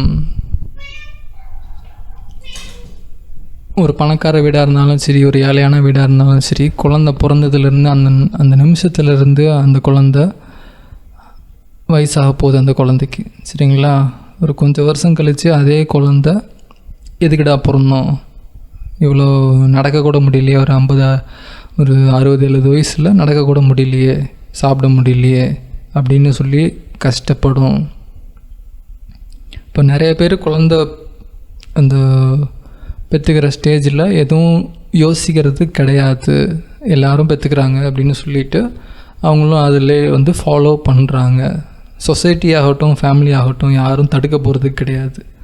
குழந்த வேணான்னு இருக்கவங்கள வேணால் போய் கேட்டு என்ன ஏதுன்னு கேட்டு அவங்களையும் இந்த பெற்றுக்கோப்பா அப்படின்னு சொல்லி கம்பல் பண்ணுவாங்களே தவிர, குழந்த வேணும் அப்படிங்கிறவங்கள யாரும் போய் எதுவும் கேட்க போகிறது கிடையாது. ஏன்ப்பா குழந்தை பெற்றுக்கிற, வேணாம்ப்பா அப்படின்னு யாரும் சொல்ல போகிறது கிடையாது. தாராளமாக சந்தோஷமாக ஓகே ஓகே அப்படின்னு தான் சொல்லுவாங்க. சீக்கிரம் பெற்றுக்கோங்க, கல்யாணம் ஆகி 1 வருஷம் ஆச்சு இல்லையா, சீக்கிரம் குழந்தை எங்கே அப்படின்னு கேட்பாங்க. ஸோ அந்த ஒரு 25 அந்த ஏஜில் மோஸ்ட்லி எல்லாம் கல்யாணம் பண்ணிடுவாங்க. ஸோ அவங்க எதுவும் டீப்பாலாம் யோசிக்க போகிறது கிடையாது. ஸோ பேரண்ட்ஸு ஓகே சொல்லியிருக்காங்க, சொசைட்டியில் எல்லோரும் இதே ஏஜில் குழந்தையோடு இருக்காங்க, ஸோ அவங்களும் அதை ஃபாலோ பண்ணுறாங்க. ஆனால் டீப்பாக யாரும் யோசிக்கிறது கிடையாது. எப்போ யோசிப்பாங்க அப்படின்னா அவங்களுக்கே ரொம்ப வயசானதுக்கப்புறம் யோசிப்பாங்க. ஸோ இந்த சொசைட்டி ரீதியாக பார்க்கும்போது குழந்தைகள் அப்படிங்கிறது ஒரு ரிட்டையர்மெண்ட் பிளான் மாதிரி தான் இருக்குது. குழந்தைகளை எதுக்காக மோஸ்ட்லி பெற்றுக்கிறாங்க அப்படின்னா கடைசி காலங்களில் பார்த்துக்கிறதுக்காக பெற்றுக்கிறாங்க. பெருசாக ரொம்ப ஒரு டீட்டெயிலாக யோசிச்சுலாம் யாரும் எந்த முடிவும் எடுக்கிறது கிடையாது.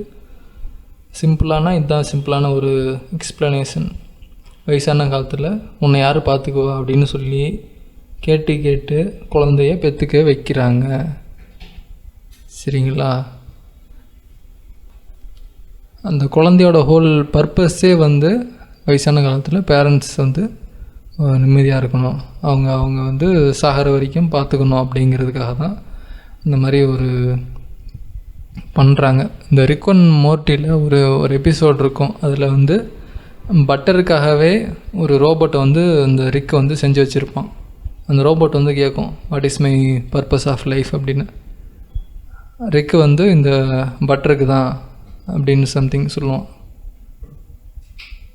அந்த மாதிரி இருக்குது. எதுக்காக என்னைய பிறக்க வச்சிங்க அப்படின்னு சொல்லி பேரண்ட்ஸுக்கிட்ட கேட்டால் அவங்க ஹானஸ்டான பேரண்ட்டாக இருந்தாங்கன்னா உண்மையை சொல்லுவாங்க. என்னைய சாகிற வரைக்கும் பார்த்துக்கிறதுக்கு தான்ப்பா அவனையை பெற்றுக்கிட்டோம் அப்படின்னு. இந்த ஹோல் லைஃப் பர்பஸே அவ்வளோதான், பெருசாக ஒன்றுமே கிடையாது. கேட்டால் லெகசி, இந்த ஜென்ரேஷனை பார்த்துக்கணும் அது எதுவுமாங்க, அதெல்லாம் எதுவுமே கிடையாதுங்க. எத்தனை பேருங்க ராஜா வீட்டில் பிறந்தவங்க, பரம்பரை அப்படியே ராஜா பரம்பரையாக எத்தனை பேருக்கு இருக்குது. அப்படியே ராஜ பரம்பரையாகவே இருந்தாலும் கூட தன்னோட வாரிசு பிறந்தா அந்த குழந்தை மண்ணில் கால் வைக்கிற நாளில் இருந்து அந்த பிறந்த டேட்லேருந்து அது வயசாகிட்டே போகும், அது பாடி வீக் ஆகிட்டே போகும். என்றைக்கா ஒரு நாள் என்னைய மாதிரியே அந்த குழந்தை கஷ்டப்படுவான் அப்படின்ற ஒரு அண்டர்ஸ்டாண்டிங் இருந்துச்சுன்னா குழந்தை பெற்றுக்க மாட்டாங்க. சரிங்களா? இதுதான் இந்த ஆன்டிநேட்டலிசம் அவங்க பேசிக்காக சொல்கிறது. இந்த மனுஷங்க இல்லாமல் இருந்திருந்தால் உலகம் நல்லாயிருக்கும் அப்படின்னு சொல்லி ஒரு கான்செப்டில் பேசுகிறாங்க. அவங்கள அது கான்செப்டு அது வேற இது வேற. அவங்க வந்து இந்த அனிமல் சப்போர்ட்டர்ஸ், மனுஷங்க இல்லாமல் இருந்திருந்தால் அனிமல்ஸ்லாம் ஜாலியாக இருக்கும் அப்படிங்கிற மாதிரி அவங்க பேசுகிறாங்க. நான் அது சொல்ல வரல. நான் வந்து இங்கே நம்மளோட சொசைட்டியில் நடக்கிற ஒரு விஷயத்த இது கூட கம்பேர் பண்ணி சொல்கிறேன். இவங்க சொல்கிறது அன்று நீங்கள் நம்ம லோக்கலில் நடக்கிற விஷயங்கள்.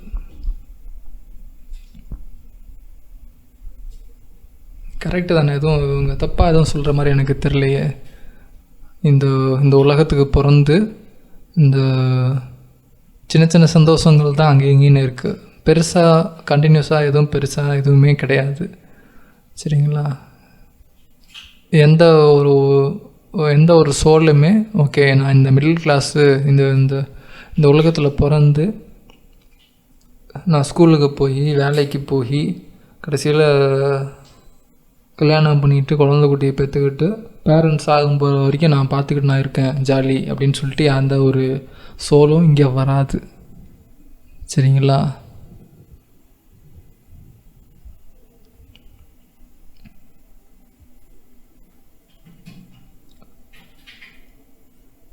அதுவும் இல்லாமல் எனக்கு வந்து இது செல்ஃபிஷ்னஸ் அப்படிங்கிற மாதிரி எனக்கு ஃபீல் ஆகுது குழந்தையை பெற்றுக்கிறது. ஏன்னா நீங்கள் சாக போகிறீங்க, உங்களுக்கு பாடி வந்து வயசாகுது. சரிங்களா? அந்த கட்டத்தில் உங்களுக்கு வந்து அந்த ஒரு பயம், யாராவது பார்த்துக்க யாருமே இல்லையே அப்படின்னு. ஸோ அந்த ஒரு இதுக்காக நீங்கள் இன்னொரு உயிரை வந்து கொண்டு வரீங்க. சரி, இப்போ அந்த உயிருக்கும் வயசாகும் இல்லையா? சரி, நீங்கள் உங்களை வந்து இறக்குற வரைக்கும் அந்த உயிர் வந்து உங்களை பார்த்துக்குது. சரிங்களா? நீங்கள் இறந்துட்டீங்க. ஸோ நீங்கள் இறந்ததுக்கப்புறமா அவங்களுக்கு வயசாகிறது நிற்க போகிறது கிடையாது. அவங்களுக்கு வயசாகிட்டே தான் இருக்கும். அவங்களுக்கும் அதே மாதிரி வயசாகி இறக்குற மாதிரி ஸ்டேஜ் வரும். அவங்கள யார் பார்த்துக்குவாங்க? சரி, அவங்களும் உங்களே மாதிரி இன்னொரு உயிரை கொண்டு வந்தாங்கன்னா ஸோ இது வந்து ஒரு சர்க்கிள் மாதிரி, ஒரு லூப் மாதிரி போய்கிட்டே இருக்குது. இதுக்கு ஒரு எண்டே இல்லாமல் போயிருமே. எல்லோரும் பிறந்து கஷ்டப்பட்டு இந்த கடைசி காலங்களில் நடக்க முடியாமல், சாப்பிட முடியாமல், கண்ணு தெரியாமல் போய் அதே மாதிரி இறந்துட்டு இருப்பாங்களே, அந்த வலியும் வேதனையும் ஒர்த்து கிடையாது.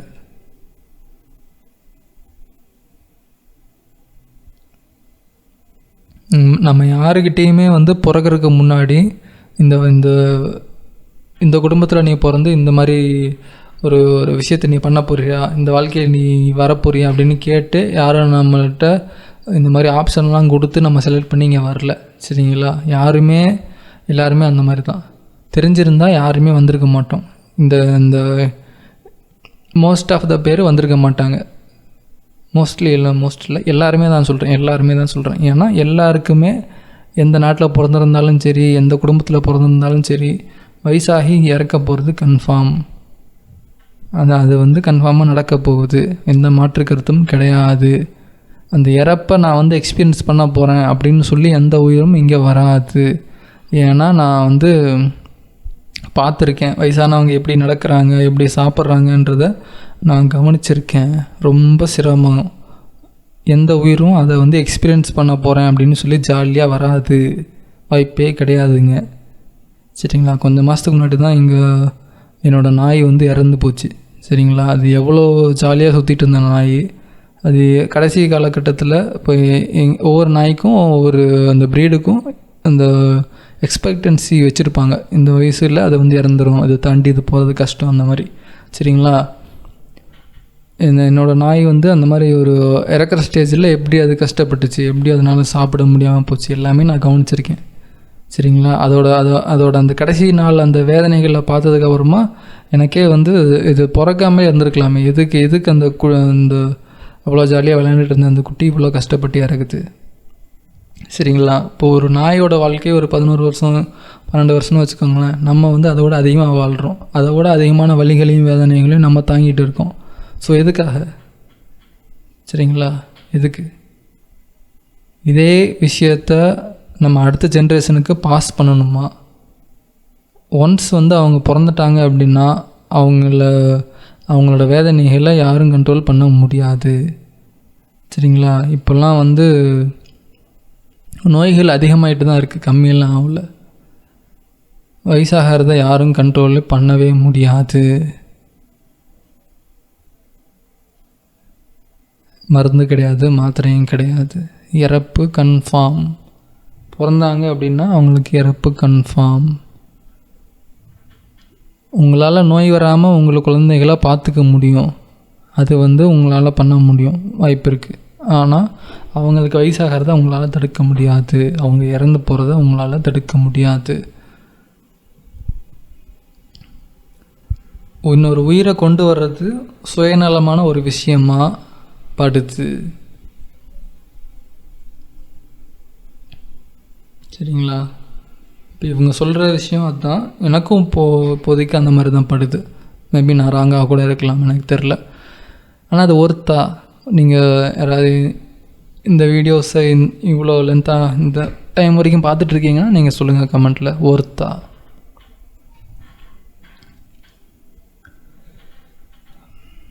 ஒர்த்து அப்படின்னு நினைக்கிறவங்க முதியோர் இல்லமெல்லாம் போய் பாருங்கள். எந்தளவுக்கு வயசானவங்க கஷ்டப்படுறாங்க. சரிங்களா? உலகமும் அவங்கள எப்படி பார்க்குது. ஒருத்தவங்க ஒரு லேடி ஒருத்தவங்க இருந்தாங்கன்னு வச்சுக்கோங்களேன், ரொம்ப அழகாக ஹீரோயினி மாதிரி இருக்காங்கன்னு வச்சுக்கோங்களேன், அவங்கள இந்த பஸ்ஸில் போனால் மதிப்பாங்க, எங்கே போனீங்கனாலும் அவங்கள மதிப்பாங்க. அதே லேடி வயசாயிருச்சு அப்படின்னா அந்த கிளவி போகுது அப்படிம்பாங்க. சரிங்களா? பஸ்ஸில் நிப்பாட்டுவாங்களா அப்படிங்கிறதே டவுட்டு தான். அதே லேடி எங்கே இருக்கும்போது பஸ்ஸில் ஸ்டாப்பிங்கில் நிற்க சொன்னால் நிற்பாட்டுவாங்க. உலகம் வயசானவங்கள மதிக்காது. பதவிக்கும் அந்த ஒரு பணத்துக்கும் மரியாதை இருக்குது, வயசானவங்களுக்கு மரியாதை கிடையாது. அவங்களுக்கு கூட பிறந்தவங்களே மதிக்க மாட்டாங்க, ஃபேமிலியும் மதிக்காது, யாரும் மதிக்க மாட்டாங்க. வலியும் வேதனையும் மட்டுமே எப்போவுமே கூட இருக்கும். அதனால தான் சொல்கிறேன், இது எனக்கு ஒரு லூஸ் ஃபார்ம் மாதிரி தான் தெரியுது. ஒரு ஒரு ஒரு நல்ல எக்ஸ்பீரியன்ஸு இது கிடையாது. நம்ம யாரும் வாண்டடாக இங்கே வரல. இன்னொரு உயிரை கொண்டு வர்றது ஏதோ ஒரு ஒரு தவறான விஷயம் மாதிரி எனக்கு படுது. அப்புறம் இன்னொரு விஷயம், இப்போது குழந்தைகள் பேரண்ட்ஸ் மாதிரி இருப்பாங்க மோஸ்ட்லி. சரிங்களா? ஒரு ஒரு கேரக்டர் வைஸ் சொல்கிறேன். ஒன்று அப்பா மாதிரி இல்லைன்னா அம்மா மாதிரி, யார் கூட அதிகமாக டைம் ஸ்பெண்ட் பண்ணுறாங்களோ அவங்க மாதிரி இருப்பாங்க. இப்போ என்னோடய குழந்தைகள் என் கூட டைம் ஸ்பெண்ட் பண்ணாங்கன்னா நான் எனக்கு தெரிஞ்ச நாலேஜெல்லாம் நான் ஷேர் பண்ணுவேன். சரிங்களா? நான் ஷேர் பண்ணேன்னா அவங்க என்னை வெறுக்க ஆரம்பிச்சிருவாங்க. உனக்கு தான் தெரியும் இல்லையா, இங்கே டைம் இருக்குது, வயசாகும், இந்த மாதிரிலாம் ஒரு ஸ்டேஜ் 60-70 கிராஸ் ஆன உடனே நடக்க முடியாது, சாப்பிட முடியாது, கண்ணு தெரியாது, இந்த மாதிரி கால் முட்டி வலிக்கும், இந்த மாதிரி இதெல்லாம் இருக்குதுன்னு தெரியும்ல, எதுக்கு எங்களையே பிறக்க வச்சேன்னு கேட்பாங்க. சரிங்களா? என்னால் அவங்களுக்கு பதில் சொல்ல முடியாது. சரி, எனிவேஸ் இன்றைக்கு இப்போதைக்கு வீடியோ அவ்வளோதான். இன்னொரு நாள் பார்ப்போம். ஓகேவா? Bye for now. Take care.